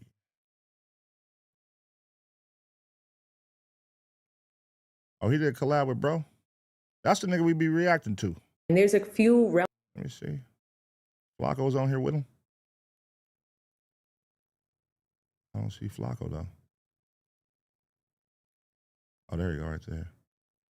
Sort of one-off, but it's basically something that has been seen from the start based off of his words and his actions. Flakko, the day has come. We saw Chud getting arrested. Okay, there go Flakko. Shout out Flakko and bro. Let me see. I don't see no new person though, like somebody who probably would have purchased that and he did a collab with. I don't see that though. Okay, I mean maybe that comes with like a certain price of the package or something. You know what I'm saying? Possibly. I don't know. Maybe you got to pay extra for that. and nobody has paid extra for that. They just bought the book. Possibly. All right, let's react. Join my community by clicking the link in the description. That's where I give you guys all the tools to grow on YouTube and make money, as well as offer you guys the opportunity to make videos with me, to do joint videos, joint reactions that get posted on both our channels. I also promote your videos on my social media pages. Don't you want to work with me? Like, click the link in my description to join my community. Let's get started. Let's grind. Let's make money together. All right, so this is actually the same scam as before. I mean, what the fuck? He changes the wording around so he's not guaranteeing you generational wealth within 3 months, but he is saying that because he made all this money that you will too. He has all the tools that you need. He can make his team. Wait until you see this video that I'm about to play you with the full scam. Watch this. He's going to be talking about, pay attention to him talking about his team that supposedly has expertise in something that he's going to be doing I've never seen him do a collaboration post with some noob. Never seen. I mean, just let me play this clip and then you'll understand what I'm talking about. Watch this. I can show you how to be successful on YouTube because I've done it. And that's the difference between me and a lot of these YouTubers. I've done it. Look, I can refresh back to this and it shows I made $133,000 in 28 days. Yeah, you can say what you want. That nigga Flakko videos be going up. His videos do go up. You know, you can't hate on that. Them videos be going up. 14 million views, 1.9 million watch hours. I've done it. Then why is your sister, who you gave one-on-one training to in your studio, you gave her all your formulas, all your secrets. She failed miserably. Why is she so poor if you're so good? Why is your sister so broke, and why did she have to go back to work at the SPCA? That's what I want to know. I know what it takes to be successful, and I want to teach you how to do it. This is not a, man, here and you figure it out on your own. No, this is a daily coaching where I correct mistakes. And my team will show you. Why is Flakko in the background, cuz? Why is he in the background of her video? Why is he in the background of her video doing the Birdman hand rub? Man, get your ass off the goddamn camera, man. Get that fucker right there. That nigga in the back doing the Birdman hand rub. That shit is hilarious. Exactly what to do to make it. Now, beyond just the daily coaching, we have tiers where you get an opportunity to collab on 2 videos with me. Rather, it's a joint, like a joint reaction video, right, where we both talk about a topic and it gets posted on your channel and you get to collab with me so my audience can see it as well. What? So this scam's been going on for like a month now, and he says apparently there's 42 subscribers that pay $100 a month for this information. What? That is very suspicious. I'm wondering if he's padding the stats, if he's actually, what do you call that, sandbagging? Oh yeah, astroturfing. That's what he's, so I think he's astroturfing because there's no way that 42 people are paying $100 a month for training. I mean, how could you possibly? So he's got. Listen. Maybe because you niggas is investing and don't fuck with Flakko, a lot of people, but there are people out there who respect what his page is doing. I respect what his page is doing, nigga. He out here dropping videos. He consistent. He going crazy, and they be good. You can't hate on that shit. I don't fuck with when he do the murder shit and pinning murders on people. I don't fuck with that type of content. But when he be doing his recaps and breaking down shit, he does a great job. So if there is somebody who's out there and they like, hey, for $100, can you just teach me that? How you doing that? That's a great investment.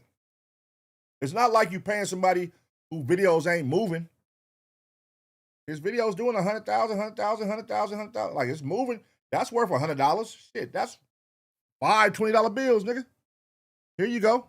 What can you teach me? Now, if you can't teach me shit, I'm going to complain. But obviously, $100, if you give me some game, if I could leave here with something that I didn't know before about YouTube or how to do these videos, and I could leave here with that knowledge of just how to get it started and going for $100, that's a fucking win.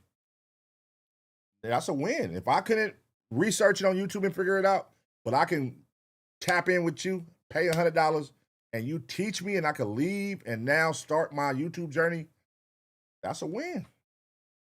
Just to be fair, that's a win. So it's not like that's some unrealistic. It ain't like he's saying $10,000 to talk with me. $100 is realistic. I can see 42 people paying for that. Yeah, for sure.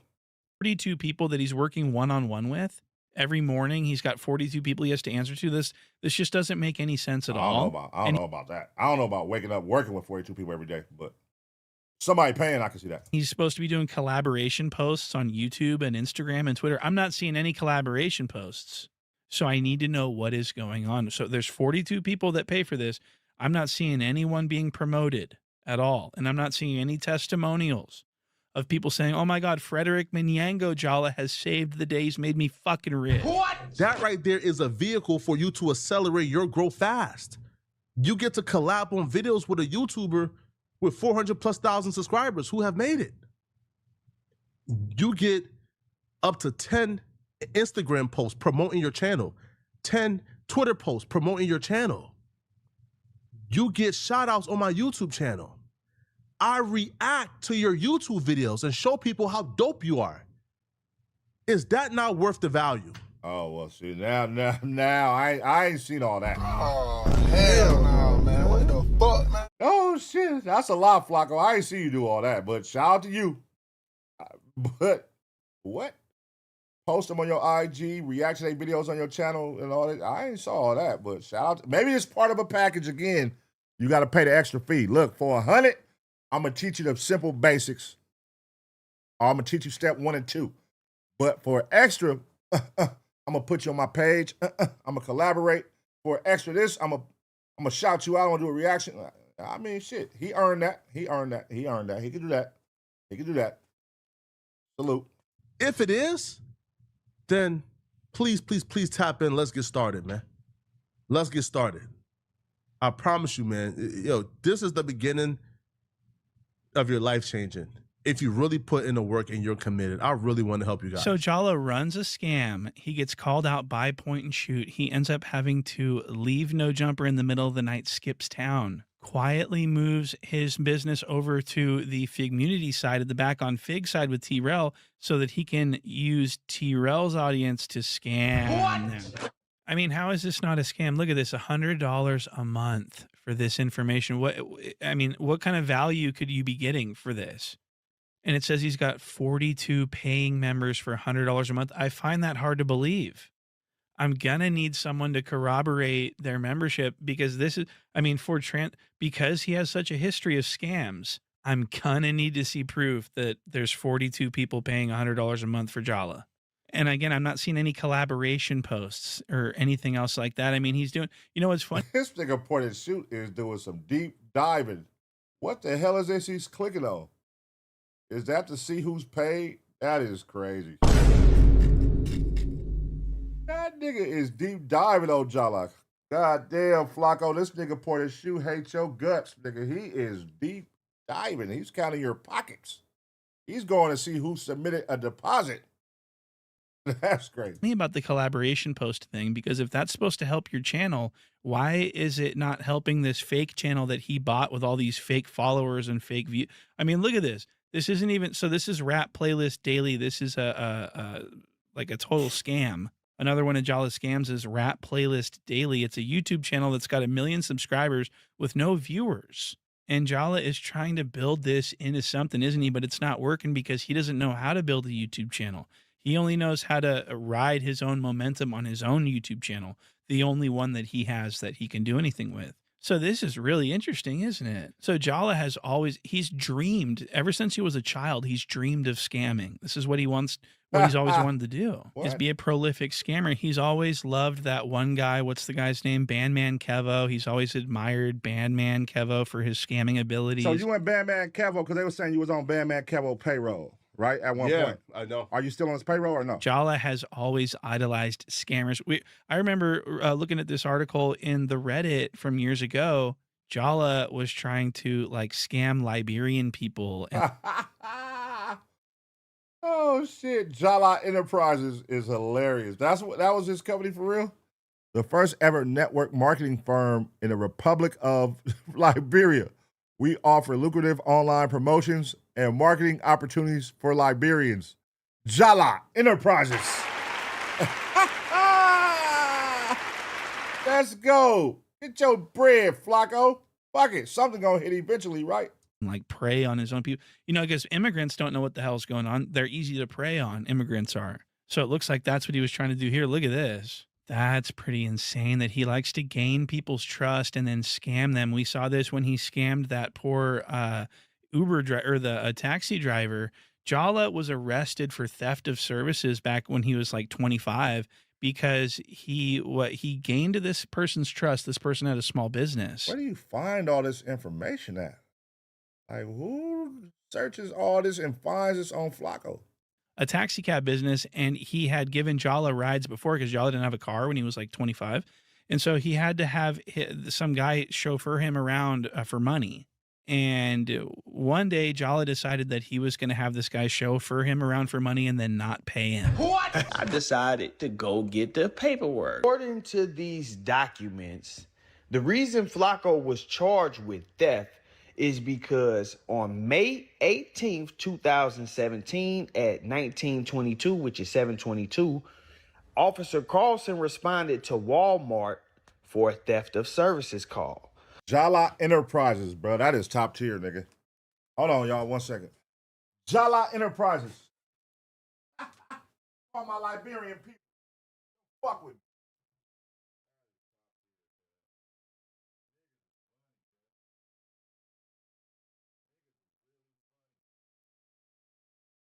Jallah.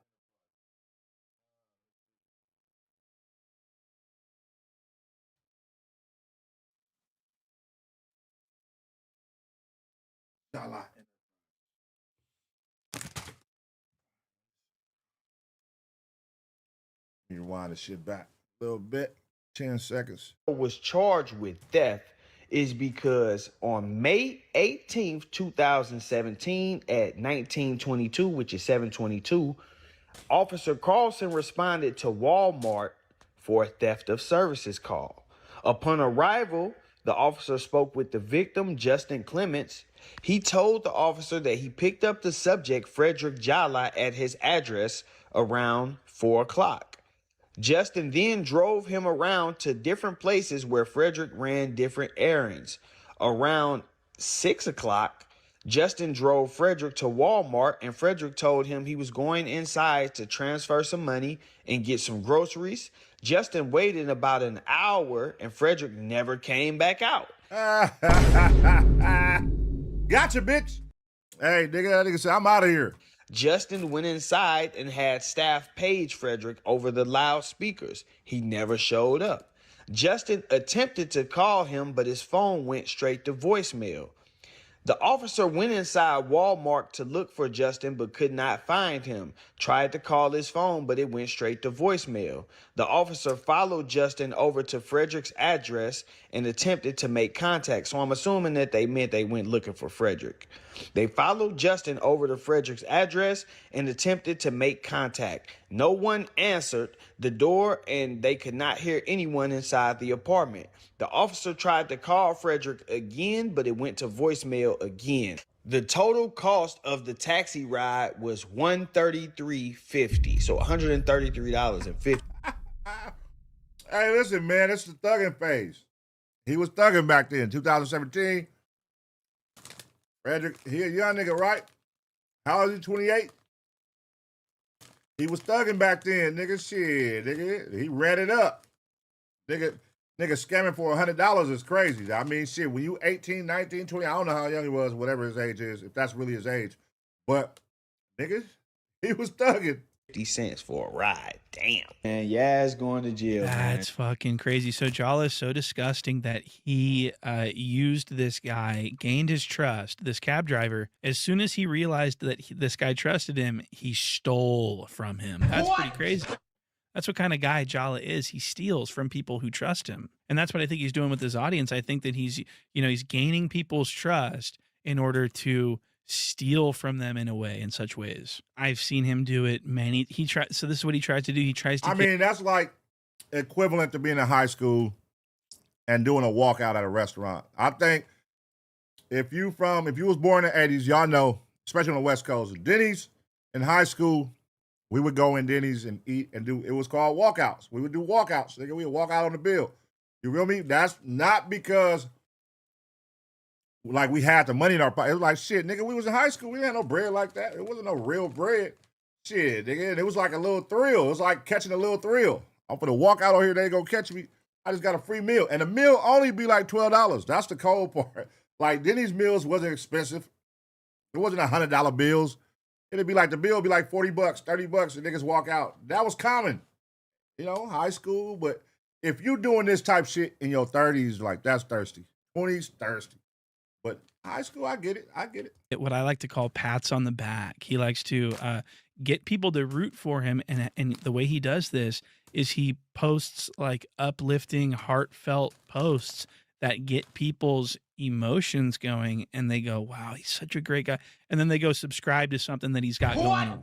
And he disgustingly does it using these photos of him when he was a very small child so that he looks innocent, so that he looks adorable. So again, people will like him so that he can gain their trust in order to steal from them later by way of scam. Does this make sense? So, that's pretty much what's going on here. And a perfect example of this is the fake giveaways that he has staged over the years. I mean, I've never seen anyone come out and say that Jallah gave them thousands of dollars. But that nigga said, God been telling me to give y'all $5,000. We've seen Jallah countless times post that he wants to give thousands of dollars away to someone in need, that he wants to help someone, that the Lord is calling on him to help someone in need. And he posts on his community tab that he wants to give something to someone, but he never really actually does. And no one ever, corroborates, or there's no way to legitimize any. I mean, he looks like he's given money to people that are hungry, when in reality, he's just making people like him so that he can scam them later on. What? You see right here where it says July 1st, I'm going to be giving away $5,000 to one of my fans on live. That live stream that he was supposed to do never happened. I made sure that I was available that day. And so there was no live stream giveaway ceremony at all. It was all basically, I think, a scam. Look at it. Let me just show you the scam and you'll understand. This is very important. Let me just take you through this really quick. So Jallah one day decides that he needs a lot of people to start rooting for him. He's going to start building his brand and start getting a lot of people to fall in love with him. And hey, bro, I'm going to say this. Y'all point and shoot. But the day that Flakko find out, I don't know, man. I feel like they had a lawsuit or something going, right? Did they try to sue each other or some shit? Like he found his address or some shit. But it's either Flakko must don't care no more or what? Because I'm like, nigga, this nigga be on Flakko line. Point and shoot be on Flakko line.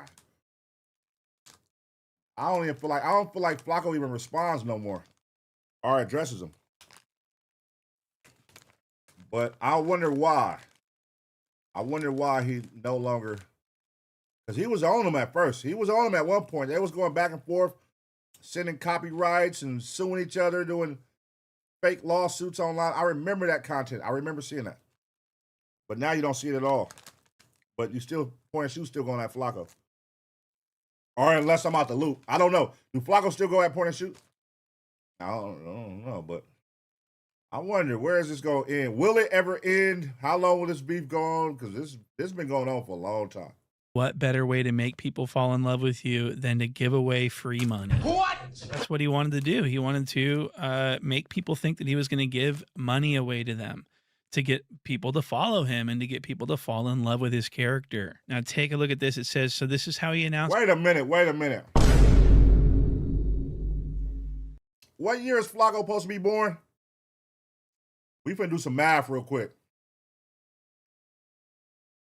He supposed to be born in 98? 98? He supposed to be 28 right now? What is he, 98, 99? Look how grown he is right here. Flakko, hold on, Flakko. Hold on. You got a nigga next to you with butterfly collar shirt on. Niggas wasn't wearing butterfly collars in the 90s, bro. Niggas wasn't wearing butterfly collars in the 90s, Flakko. Hell no, man. What the fuck, man? Especially not in 98. Nobody that was born in 98.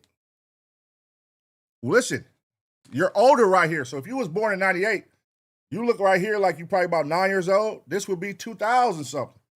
Nobody was wearing butterfly collars in 2000, man. Hell no, man. What the fuck, man? Flakko, you are in your 30s or your 40s, brother. You are in your 30s or your 40s, brother. Nobody was wearing butterfly collars. I know niggas gonna say it's Liberia. No. Oh, hell no, man. What the fuck, man? This nigga is in his 30s or his 40s. He says, God has been telling me lately to do a 5K or 10K giveaway to one of my subscribers. He says he just doesn't know how to do it or how to determine who deserves it, but comment below and give him some engagement and he'll maybe, so this is an engagement scam. What he was planning was that he was going to get an influx of positive engagement of thumbs ups and comments and attaboys and subscribe, sub to this channel because I'm going to get $1,000 gift. So do you guys understand that this is like just a way to boost his analytics and to get engagement on his posts and get people to follow him? Does this make sense? I hope this is making sense. And he wants people to like him. Look at the post when he just was trying to be adorable and say that God was telling him nice things. This is what the comments sort of looked like here. And then if you look at the post where he's giving away $10,000, the comments look a little bit different, doesn't it? What? And so despite being widely hated, people actually started to come around to trying to force themselves to like him and follow him based on his generosity. What a great guy he made himself out to be, didn't he? So he tells everyone to go to the comments and give him ideas on how or who he should give the money to. And this is where it gets crazy. Look at what he tried to get away with. Look at this. So he comments, he just, instead of making another post announcing the actual contest and the rules and, how to enter, no one knows how to enter the contest. He's saying that he's going to do a giveaway, but no one knows how to qualify for it. And so they're all commenting, and you're not going to believe what he does. Instead of making another post announcing how to, what the plan is, he just makes a comment on his own post and pins it. And it says, email me your reason for me giving it to you, and I'll decide whether I mean, this is crazy. And it just keeps continuing to get even crazier. Look, so this is the next post that he makes about the giveaway. And it just gets so disgusting. He's talking about, I've cried myself to sleep the last couple weeks reading your emails and your...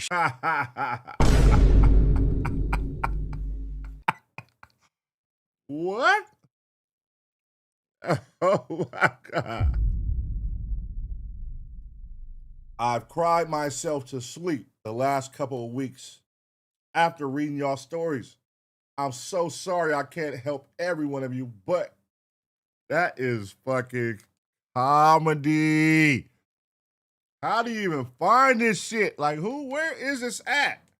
That is top tier detective work. What the fuck? Stories of your troubles. I'm so sorry I can't help everyone. But it's really bad. It's really terrible what he's done. And just look at how bizarre this photo that he added to the post for some reason is. This is a very odd picture. I think he's trying to pull people's heartstrings. I mean, look at me when I was young. I was so impoverished. I don't know why else he would post this. He looks like he's up to something too, doesn't he? Look at how privileged he looks. Look at that beautiful cardigan. He's got a nice button down with a collar. I didn't have clothes like that growing up. What the fuck? And he's at McDonald's too. What a privilege. And that's the old school McDonald pancakes when you get the breakfast. That's the old school McDonald's. They only had those in the early 90s. In the early 90s. Flakko, how old are you, Flakko? How old are you? 28. Nah, this ain't 28, brother. Listen, my brother. This ain't 28. I was born in 1983, and I can tell you about this McDonald's breakfast right here. You feel me? All my 80s babies, y'all know. This right here, this was the early 90s. Ooh, woo.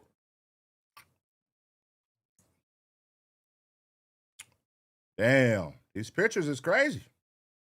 My nigga said 28. That's not 28. How old's Duno? Duno 26. Duno was born in 2000. I bet you Duno couldn't tell you what this is right now. If you showed him a picture, hey, what is this right here? Duno, what is this right here? I wouldn't put no context, because if you was born in the 80s, I can send you this picture with just cropped out, with just the coffee and the yellow. You only got to show the rest. And you're going to say, oh, that's a McDonald's breakfast. Off the rip, you're going to know that. That's McDonald's breakfast. They didn't have it. The 2000 babies don't know nothing about this right here. If you was born in 98, you for sure don't know nothing about this. I got to tell T-Rell, hey, Flakko, you got to be at least 36, 37, bro. I'm giving you benefit of the doubt. Really, you might be 40. My boy. I'm giving you benefit of the doubt, though. Look at this Jallah. I mean, no one could have ever known what he would grow into be today. So, yeah, very bizarre photo. And so July 1st of last year, just over a year ago, this live stream giveaway ceremony was supposed to take place, but it never did, right? I just told you that a little while ago. But what ended up taking place is he covered his ass with this post announcing a random winner. Jallah chose this guy's email. It's an obvious troll email. The person's name is Mike Hunt. This is not a real, I mean, you guys, people are going to be thinking that I'm playing with AI at this point. You know what I mean? Like, what the fuck is this? This is who you announced as the winner. You're giving $5K to this. Look at this. It says for transparency purposes, right? It says Sean, AKA Mike Hunt, is the winner of the giveaway. Once payment is sent to Sean. All right. Y'all know my ADD be going crazy.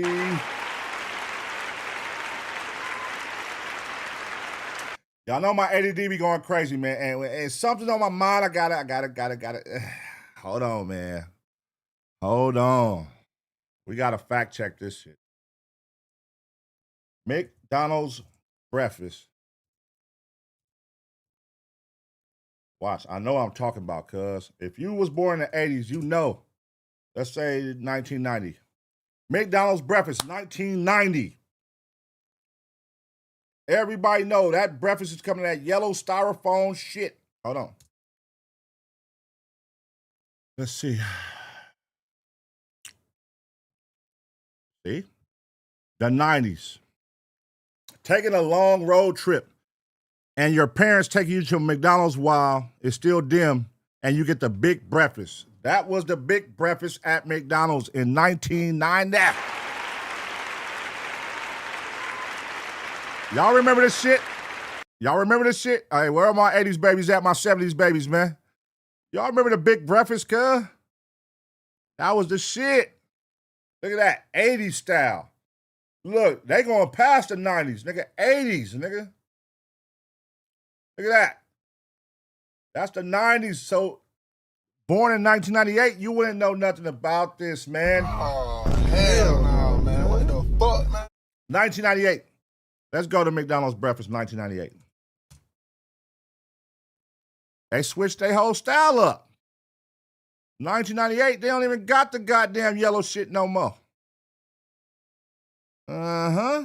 Yeah. They don't even got the yellow shit in 1998. You had to be a 80s baby to understand, to be, like, you look like you 9 years old in that video, bro. In that picture, you look like 9 years old. My brother, you are a 80s baby.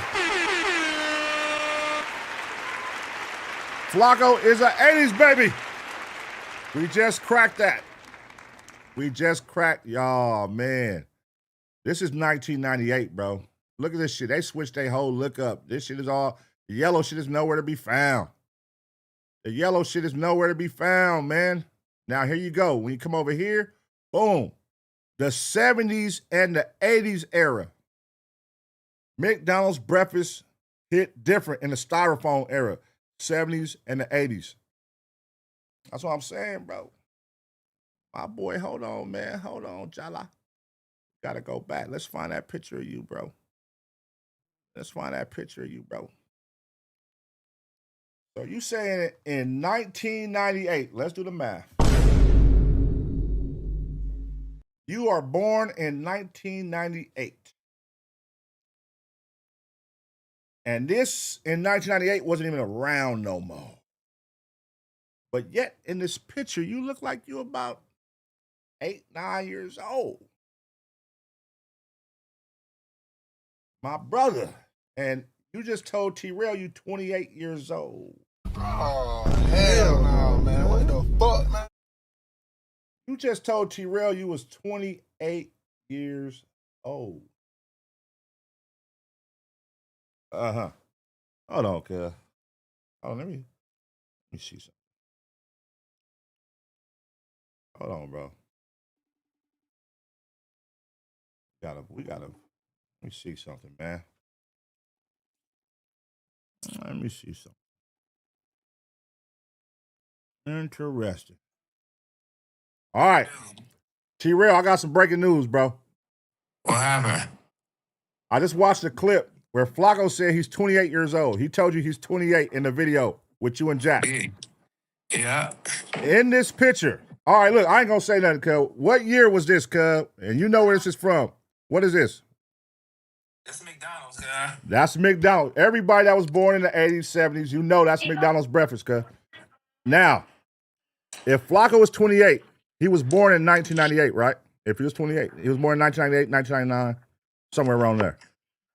This wasn't how breakfast was coming in 98, 99. And look how old he is. Listen, look, hold on. No, listen. Listen. I had to search it, bro. McDonald's breakfast, 1990. That's how the breakfast was in 1990, right? All the yellow shit. It was called the Big Breakfast. When did they end it? So look, I went to 1998. 1998, they switched the style up. They switched their whole style.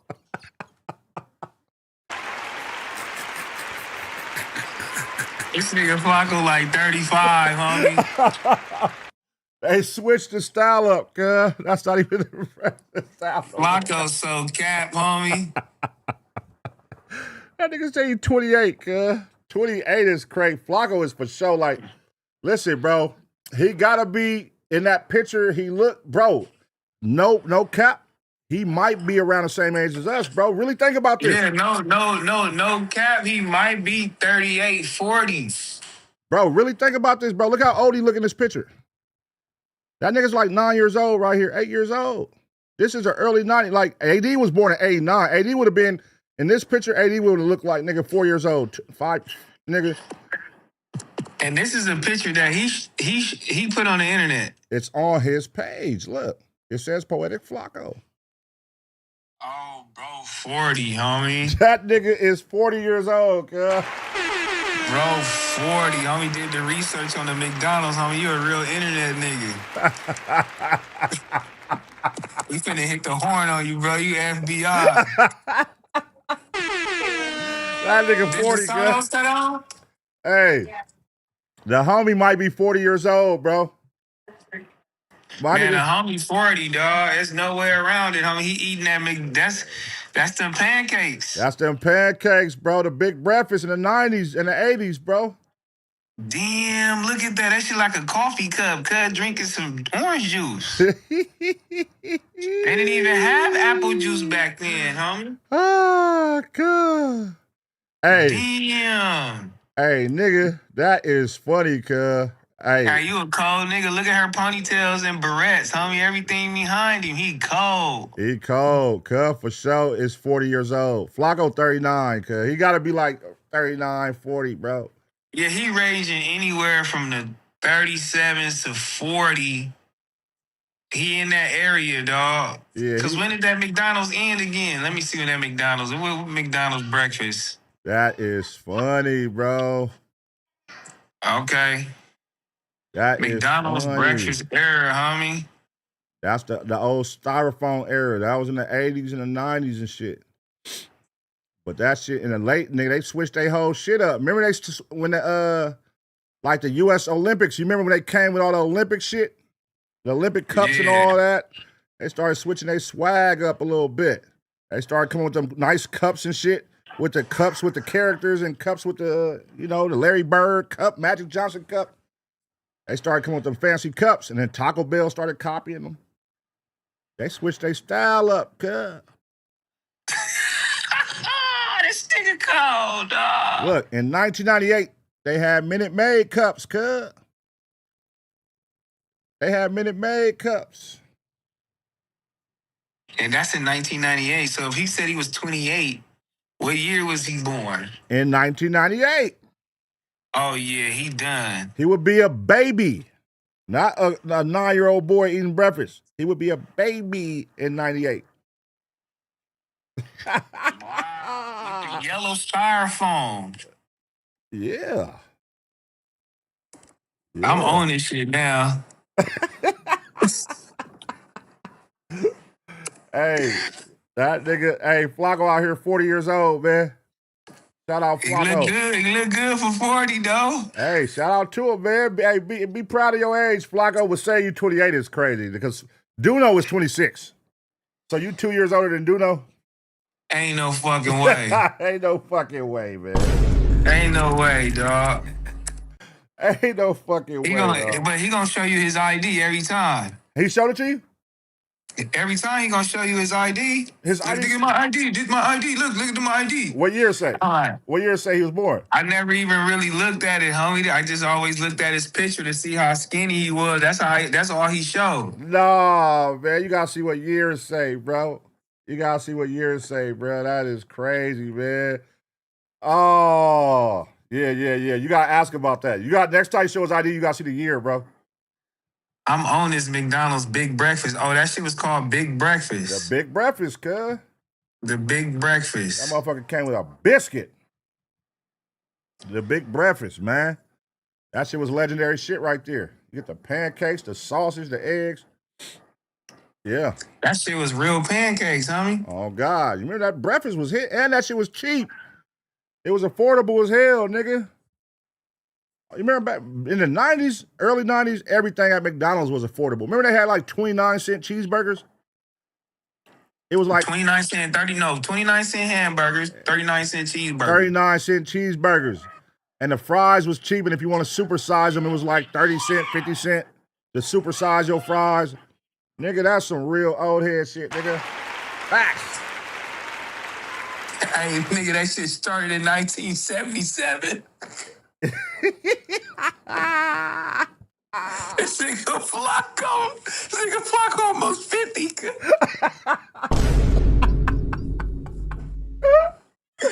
Oh, shit. That nigga 50 years old, cuz. Flakko is 50. That nigga Flakko 50 years old, cuz. That nigga Benjamin